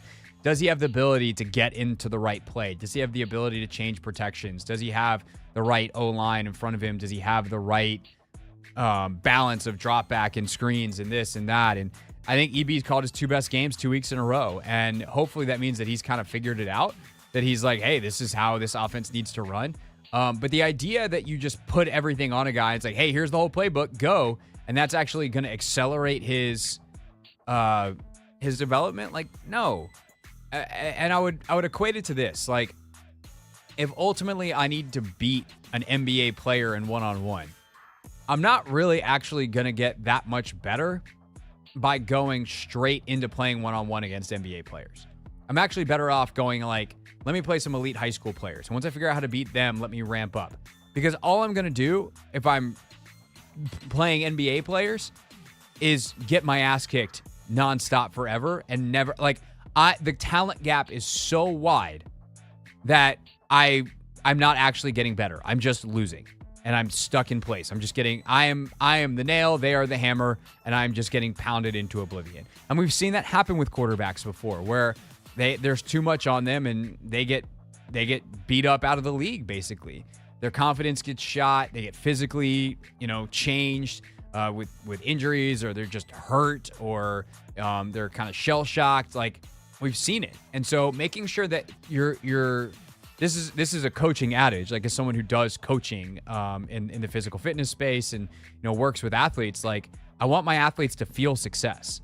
And so finding a way to make sure that Sam feels successful and then adding brick by brick a little bit more of a layer by layer is actually the better path, in my opinion and my experience, both as a coach and as someone who has been observing professional sports up close and college sports at a high level up close for a decade as a reporter and as a talk show host.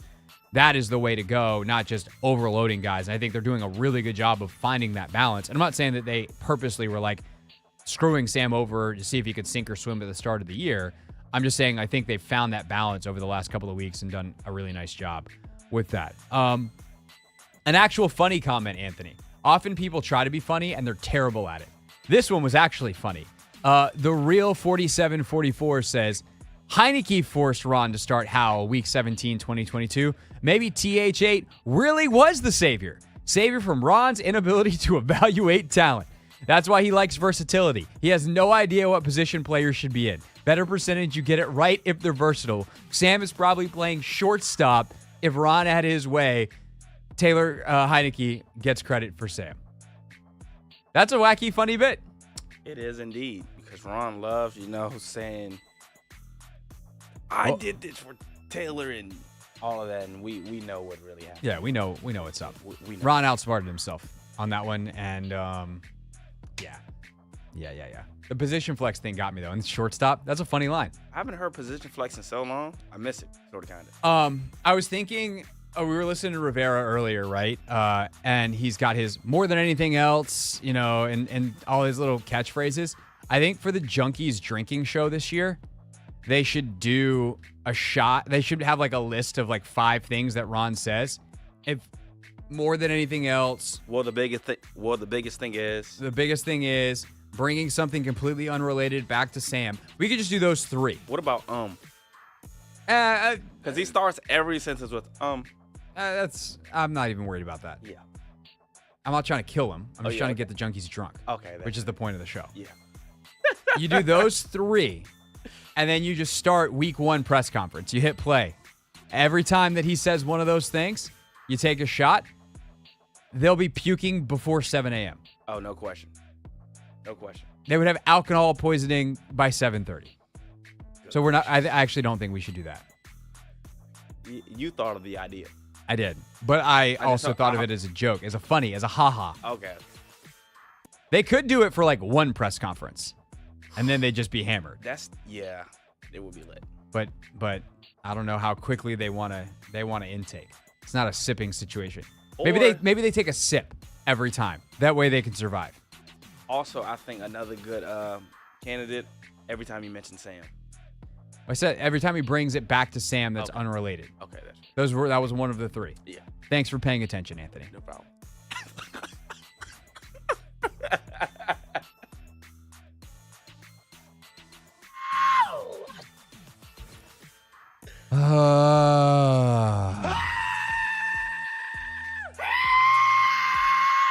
This time I'm gonna kick that football clear to the moon.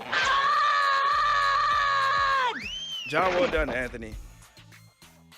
John, well done. Do you understand the words that are coming out of my mouth? Maybe. Nope. No, I need drunk Draymond real quick. Need the nope. Nope. I've asked you to put it on the board. Really? Yeah. Oh, okay. Yeah. No, I would love drunk Draymond. Yup. Nope. I got you. We got to get those. Do you remember yesterday when Linnell tried to put himself on the board? Yeah, he did. And I was like, nope. All right. Back to the comments. Mr. Swervon, frequent commenter here on Never Read the Comments. The way people talk about his mistakes, you would think no quarterback in history made those mistakes. Josh Allen is in year what, and he still makes those mistakes at his franchise QB level. You questioned to him, which he never, or questioned to him being Linnell, I believe. And actually, no, sorry. To Michael, this was on our interview with Michael Phillips. You questioned to Michael, which he never answered, but really answered by saying all that. He proved your point. People are giving Bryce Young excuses for his terrible mistakes. You don't hear what this guy is saying. It's, he doesn't have weapons. That doesn't excuse the blatant mistakes he's making, but he's the number 1 pick, so he gets the benefit of the doubt. Thanks, Craig, for throwing the lob, and Michael slam dunking your point.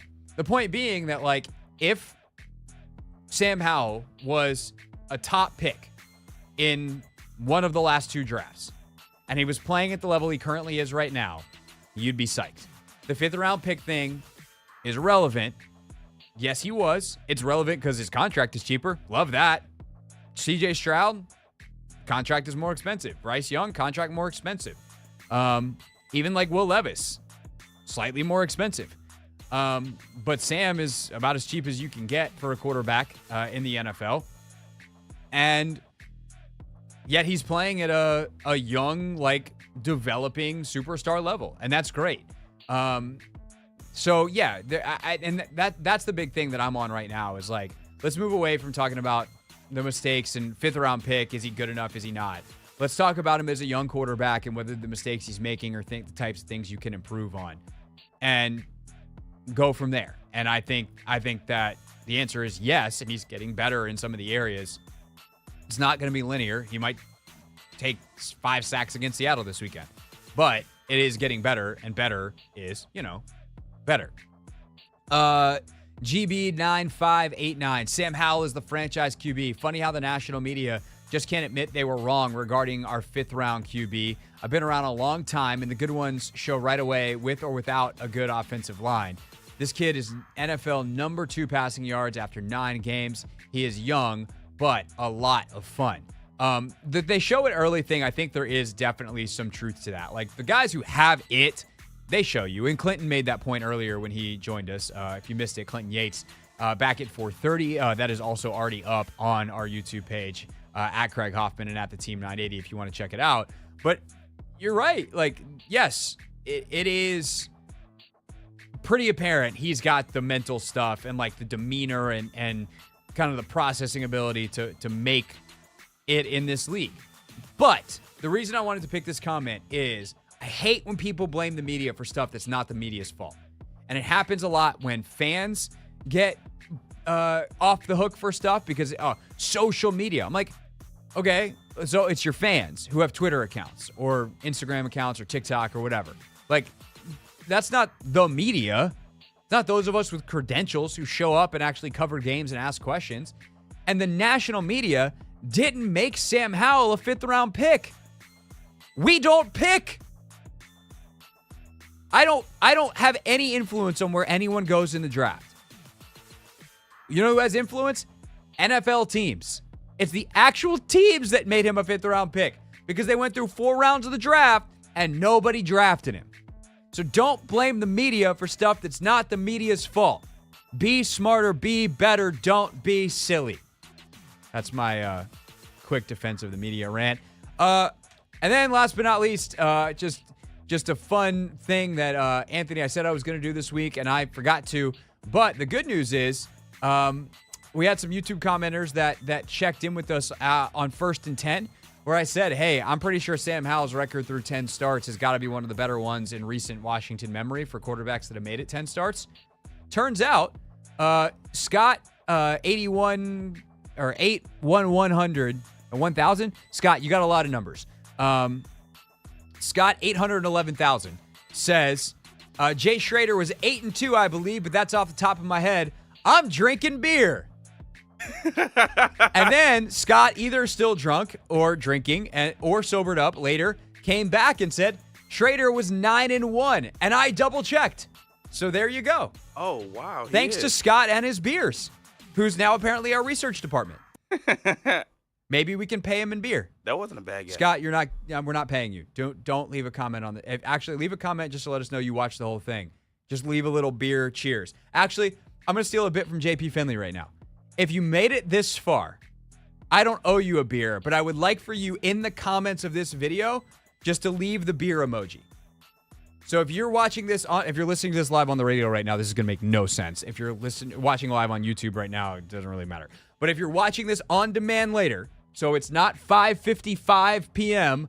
on Wednesday, November 8th, I want you to leave a comment in the comments section with a little cheers deal, the beer emoji, to let us know that you actually watched the whole video.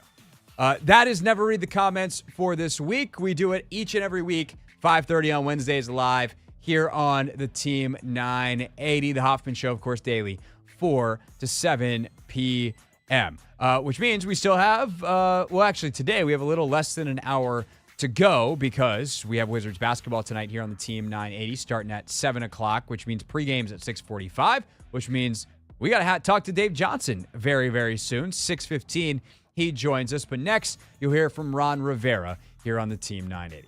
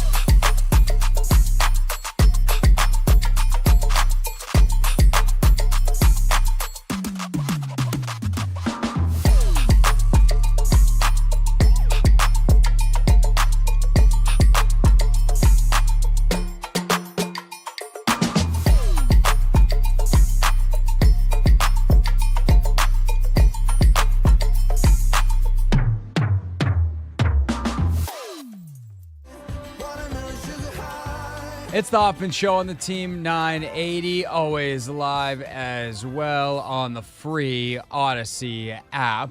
Just after 6 o'clock, Dave Johnson in about 10 minutes, live from Charlotte before we get Dave and the Wizards back home.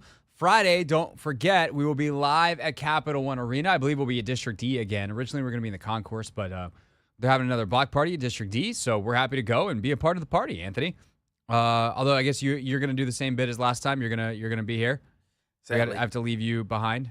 If I had another option, I would think to choose that option. But I think I'll be in the studio. We're gonna figure that out eventually. How do we get Anthony out of the studio? Please. We just keep having to leave him behind, especially at a block party. Yeah. You'd be so entertained. You'd be the center. You'd be the life of the party. Yeah, I might steal the spotlight out there. Yeah, that's why we have to keep. It's actually the secret. That's probably what it is. Yeah, Okay. we got to keep you back here. Okay. That and where all the buttons get pushed. Yeah, that too. Although we say that, and people listen to the show are like, not always. All right, 92% of the time. Yes, that is true. That is true. Right now, though, time to take a listen to what Ron Rivera said earlier today. A couple of interesting exchanges with reporters before we have Dave join us from Charlotte talking the latest on the Wizards. Can they get a win tonight against the Hornets? I'm going to start here. This is probably not the most interesting thing, but it's the thing that I'm most interested in. And that is the pass rush and where it is without Chase and Montez. And it's a quick answer by Rivera, but I think last weekend's a tough one because like Mac Jones gets rid of the ball really quickly, sometimes into the ground, sometimes to the wrong team, sometimes to God knows where, but he does get rid of it quickly. So what do they do and how do they generate a pass rush against a guy in Geno Smith who does hold it a little bit longer and will give you some chances to generate legitimate NFL caliber pressure? Well, we are for the most part, but there's some things that you can do to help the pass rush, and again, we'll work on those things, and hopefully it'll show on Sunday. I think when Ron is short, that means you're onto something that he doesn't necessarily want to talk about. Now, like he'll talk about Sam all day, he'll filibuster about this, he'll go super long on like rules stuff. He's a member of the competition committee, so like that's he's definitely always down to talk about some of that stuff. But like strategy scheme, this seems like he's maybe a little bit more involved, and that they're working on some stuff, and he doesn't really want to tell you much. Which I think when you talk about so let's then answer for ourselves. What can you do to help the pass rush? You can blitz. You can simulate pressure. You can not technically blitz, but you can like zone blitz. So you maybe drop. Man, dude, I got screwed by a zone blitz today in Madden. I was so mad. I was like, I'm starting to do the math. I'm counting numbers at the line. I'm like, yeah, I know what I'm doing. I cover the league. I watched tape with Logan Paulson. We got to get a full slide to the left. Change the pass protection. Freaking DN drops out.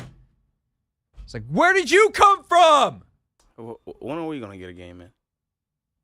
When I decide it's worth it to buy the online play option. I forgot. Yep. Which, with the amount of money I just spent on moving, isn't going to be anytime soon. Ain't going to be no time soon. Yeah, no. But it's okay. I got more than one controller. I can bring my system in. I mean, I'm down for that. Although, if the only problem with that is like, then I got to figure out how to play on PlayStation or on Xbox because you're an Xbox guy and I'm a PlayStation guy. Yeah, that too. How comfortable are you on PlayStation? Super comfortable. All right, come over to the crib and let's play. All right, say less.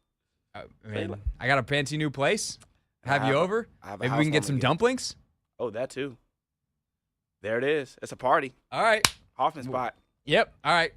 You and I are going to coordinate that off the air. We're going to make that happen. One of these days where we're off the air at 6:30, we're just going to, Aunt, you're coming over. Playing Madden. Yes, sir. Rachel, we're ordering dumplings and Anthony's coming over and we're playing Madden.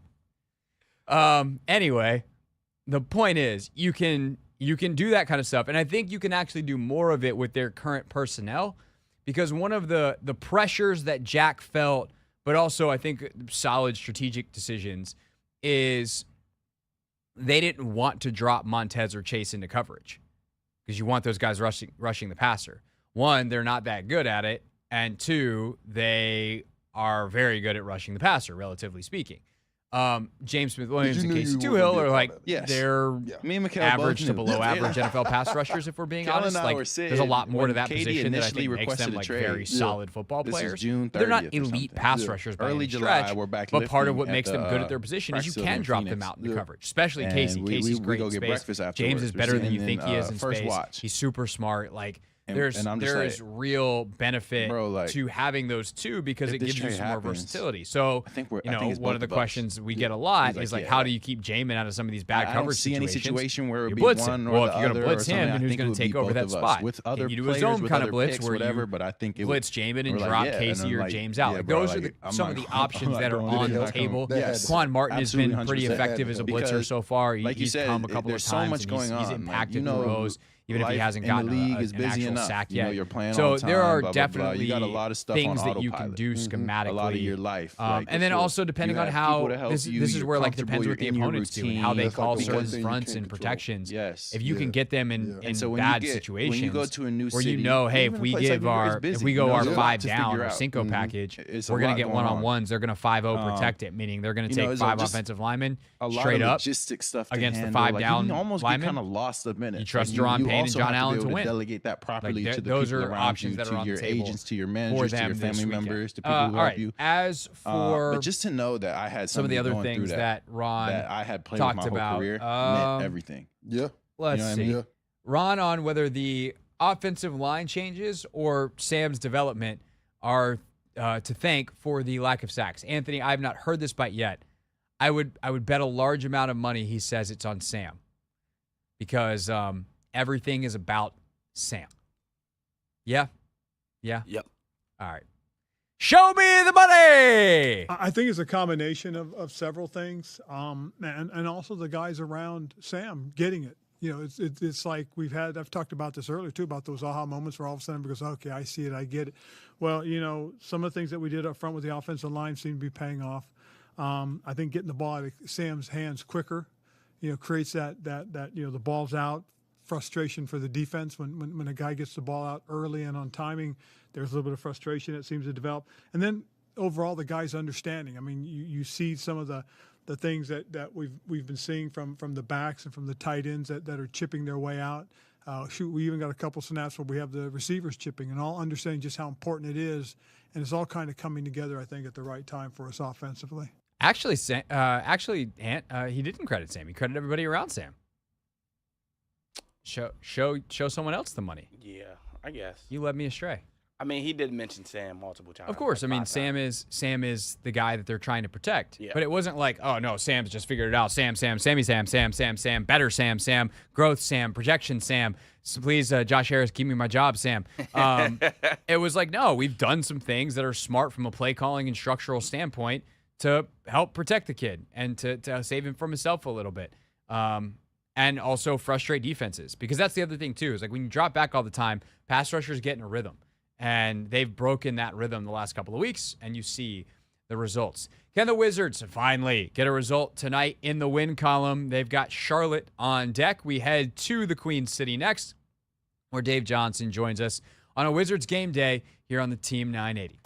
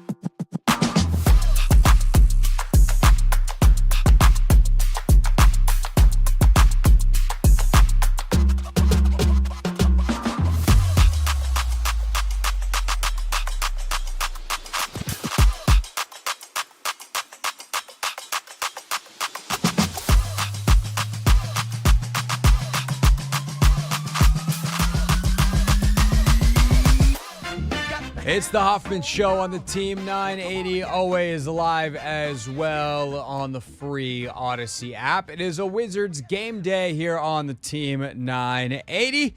Wizards and Hornets coming up at the top of the hour. Just 30 minutes from pregame means it's time to talk to Dave Johnson. Time to get the radio party started. Blocked by Bilal Coulibaly. Oh boy, did he stuff him. Left wing pool, it's there. Oh, that's a pool party. Near the basket, slam right there. And there, they're stealing the slam. You better go off. Intercepted by Kispert. Kispert now, foul line. Oh, slam. Ooh, that'll jar your preserves. It's time for Dave Johnson on a Wizards game day. Kuzma for three. Oh, it's there. It's there. Big shot. On the Hoffman Show.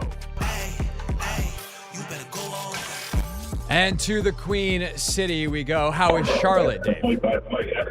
Well, Charlotte is just like, I forget the last city we talked to you in, but you could probably hear the sound system here in the background. It's so I think in Raleigh and in Greensboro they can hear these announcements. So, again, I'm sounding like somebody saying, get out of my driveway and get off my lawn, and I'm sounding old here, but it just, everybody is saying the same thing. The building is just filling up, and the sound system does not need to be this loud. There you go. That's my commentary. I know people say, well, that's Dave Johnson. He's too old, and he should get out of the game, and he should retire, et cetera, et cetera. But you've got to be able to hear that, right? Oh, no. I think we were in Philadelphia last, and we could kind of faintly hear it in the background. This one seems very loud, obnoxiously loud.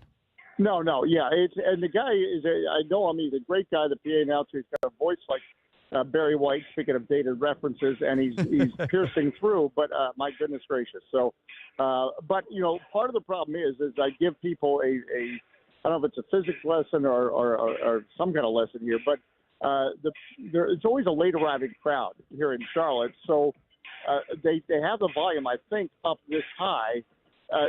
Because when the building gets crowded, well, it's not crowded right now.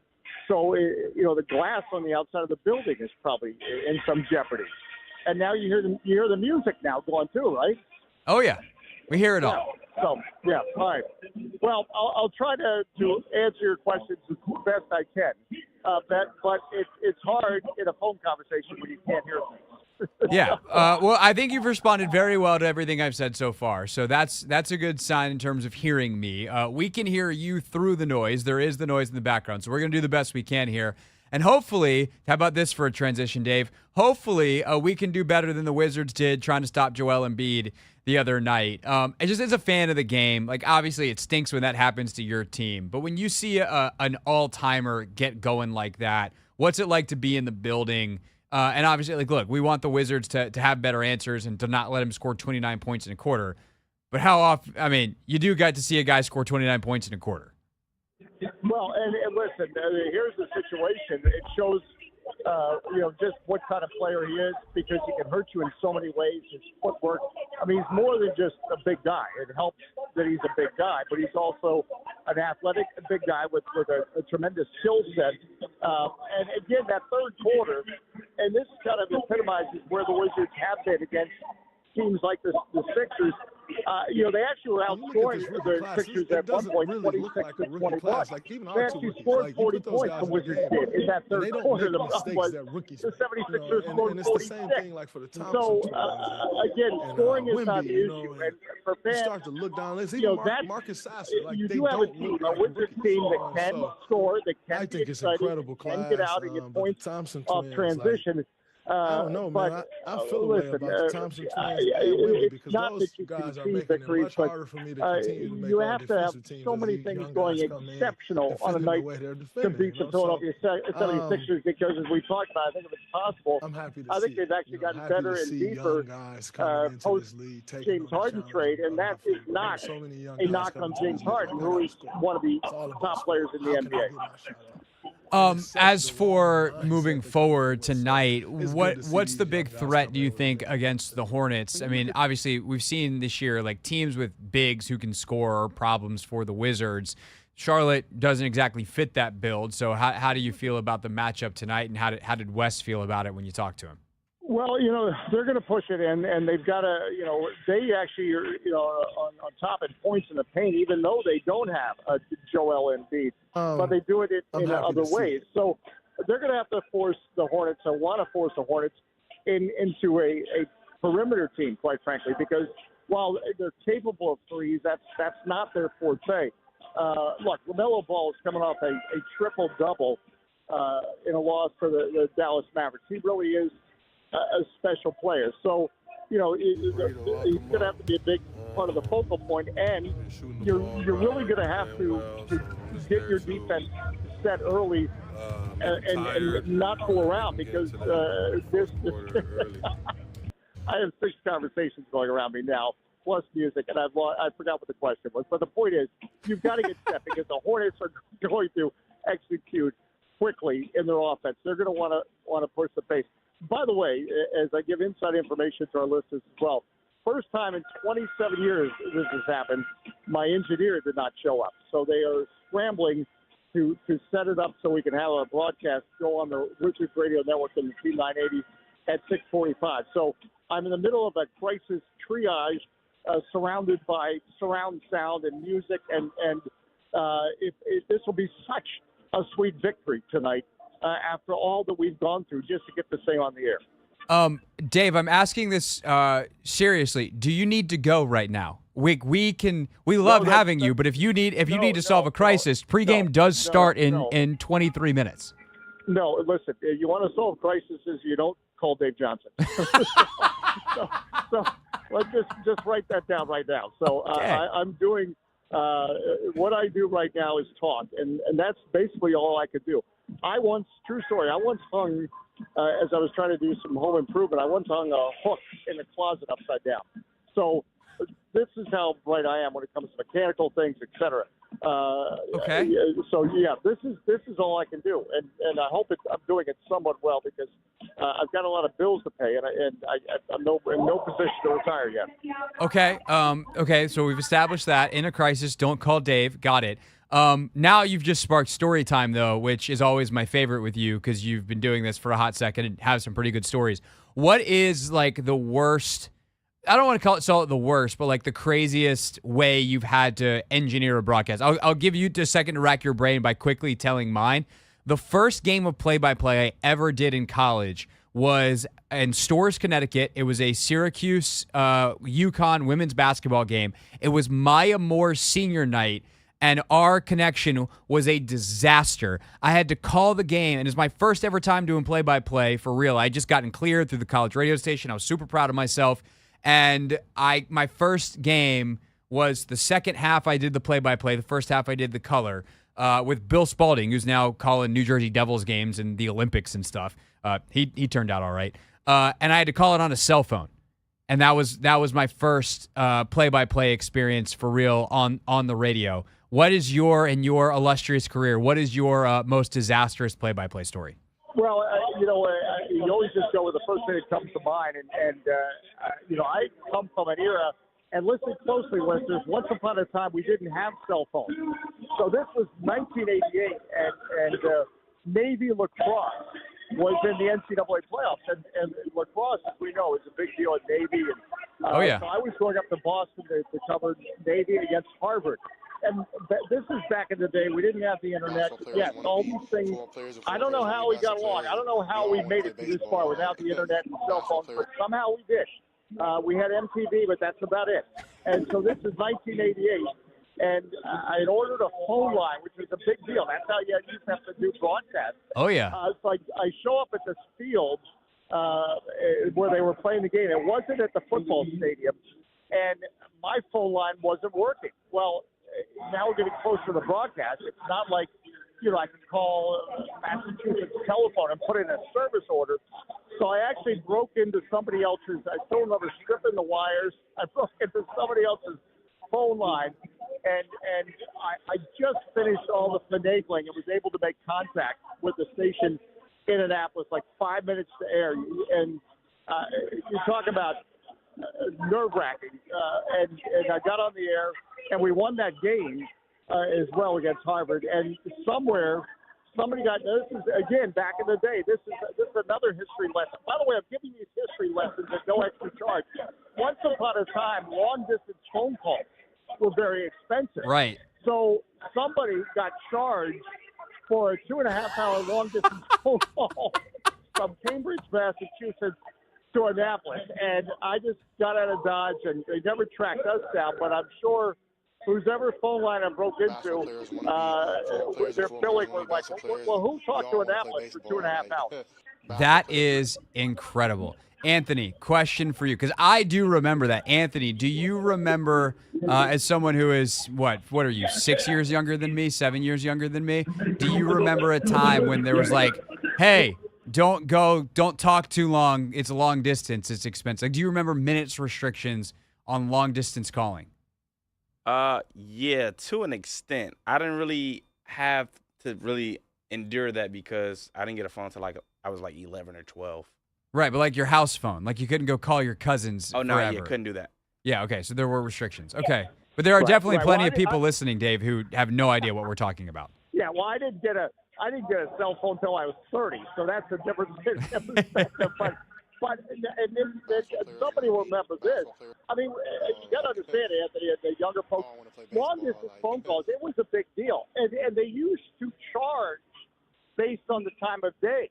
So there'd be situations where some people would call after 11 o'clock because you get a cheaper rate. If you called right in the middle of the day, it was expensive. And then the old way of doing things, I still remember we used to call it one ringing.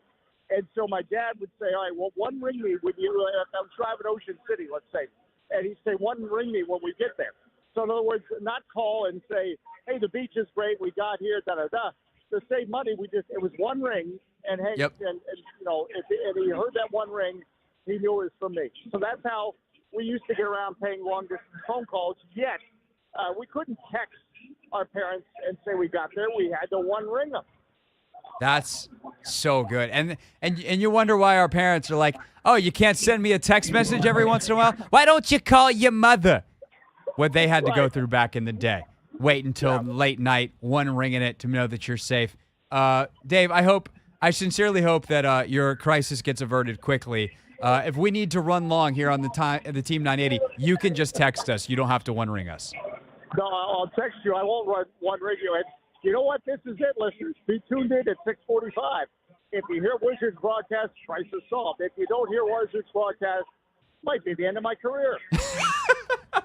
We are praying that is not the case. All right, Dave, go check in on your engineer. Thank you so much for your time, and we will see you or talk to you on Friday. Look forward to it. All right, Dave Johnson with us, everybody, here on The Hoffman Show. Honestly, we could talk about basketball, or we can do story time with Dave. I think we just made the better choice. Our decision-making, Anthony, flawless. I loved it. That's so good. All right, when we get back, real things, real people said into real microphones.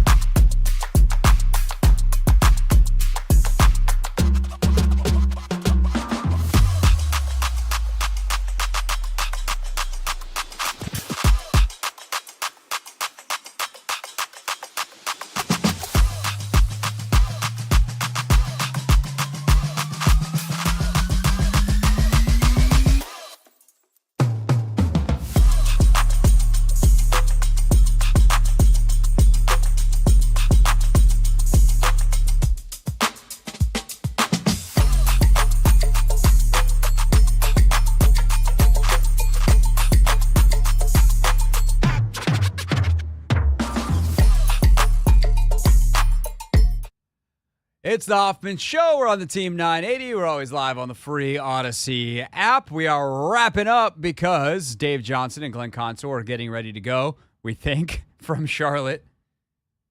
That's crazy, man. That is stressful when you are not connected and your engineer doesn't show up or is late and you're got to like set stuff up a couple minutes before a broadcast because you want to be able to sit down and focus and like prepare for your show. And when you're busy doing tech stuff, that's stressful. But you know what?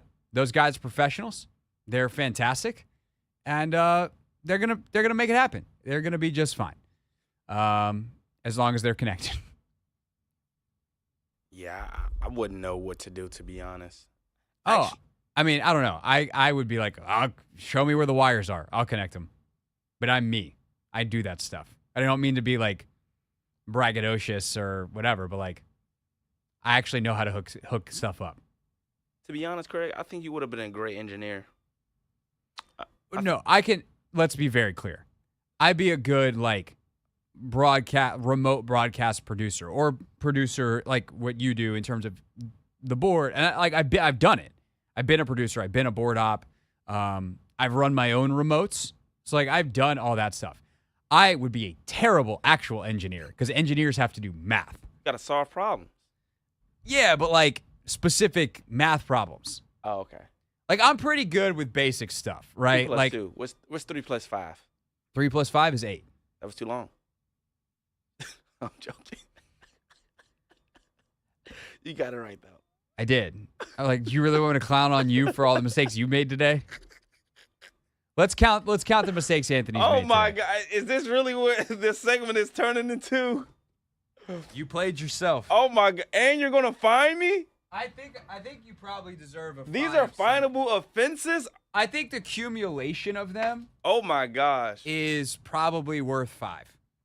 Oh my gosh. Like nothing was this is more of a soccer fine system where like if you commit a bunch of regular fouls but you commit like 4 of them, eventually, hey, that's a yellow card. But I also did something really good and what do you call it? Callbacking? It's a callback. Yeah. That's a comedian term. Yeah. I hope Danny's listening right now so that he can call in and just destroy you for calling it callbacking. You know what? I'm gonna let you off the hook. Thank you, sir. Thank you, sir. I'm gonna before I write anything down, I'm just gonna take this fine board, put it back where it belongs. Mm-hmm. I'm not gonna fine you I for appreciate your mistakes today. You just faded out a song. It didn't even fade it. You just dropped the song off a cliff. Yeah, pretty much. Was there something? I think there was something else. I think that was it. Oh, was that it? Okay. Yeah. Okay. Yeah. All right. What do we got tomorrow? Tomorrow, producer man. Thursday is, one of those days where we got a whole show. And, tomorrow we actually do have a full 3-hour show. Our only one of the week. We're done at 6:30 on Friday. Yeah. Tomorrow, we don't have anything right now. Nothing? Nope. All right, we can talk about. Oh, well, we'll have EB and Jack. I think we should get a Seahawks guy. Say my pal Stacey Joe Roast hosts up at 710 ESPN in Seattle. In Seattle, I can hit her up. Okay. She's kind of like me. She used to be on the beat, and now she does a daily talk show. Oh, nice. So we could have Stacey Joe on. Who's on the call this weekend? It is a Kevin Kugler, Mark Sanchez, Laura Oakman game. I would love to have Sanchez on. Ooh, that could be tough. Let's send Fox Sports an email. Okay. See if we can get Sanchez on the show. Because I would love some stories. Honestly, I would love to have Sanchez. I would love to tape with him and do like 30 minutes and be like, I want every single story you have from the 2019. Was he 2018? 2018 experience. Yeah, he was 18. Yeah, that what a cluster mess that year was. Because that was the Alex Smith year. Oh, also, what else we got?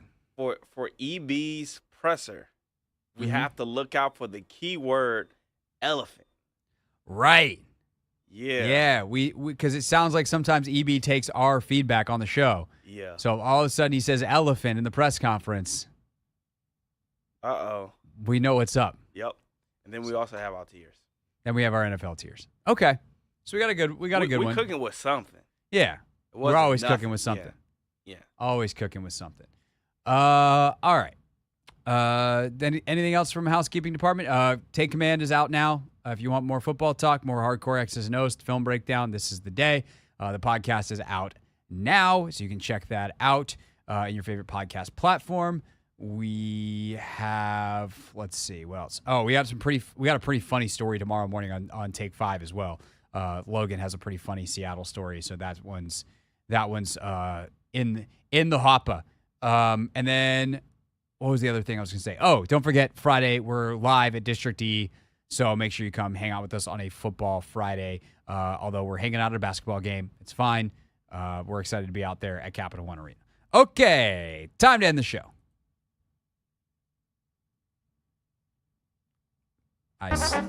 Real things. We're not gonna be sucked this year. Real people. 5 and 11, not very good. Set into real microphones. You know, the culture is actually damn good. All right, we got a couple. It's pretty short list here today of real things, but these will be fun. So what's the context of this CJ Stroud bite, Anthony? You found this one. Yeah, so I was actually looking for it on Twitter X, and I know he spoke today to the media. This is just press conference audio. Yeah, press conference You don't know audio. what the question was. No, and I was trying to find it. Oh, I think I actually know what this might be about. So there was a video going around this weekend. I think it's old, but like not that old. Yep. Of CJ Stroud hooping. And he's a pretty good player. Mm-hmm. I don't know whether he was like a high school basketball state champion kind of player or whatever. Like sometimes, especially quarterbacks or some of the best athletes, like these guys are insane two-sport athletes. Yeah. Then they pick one when they get to college because they're like, that's the one that's going to make me money. Yeah, but CJ Stroud was a pretty good basketball player, and so he was asked about playing basketball, and this is, I guess, what came out of his mouth. Basketball players want to be football players, and football players want to be basketball players, and we all want to play baseball. Like, you know why they all want to play baseball? Because that's what that cheddar is, man. Yeah. If you can survive the minor leagues where there's no cheddar, there's like moldy crumbs. Why do MLB players get paid so much then? If there's no money at the minor leagues?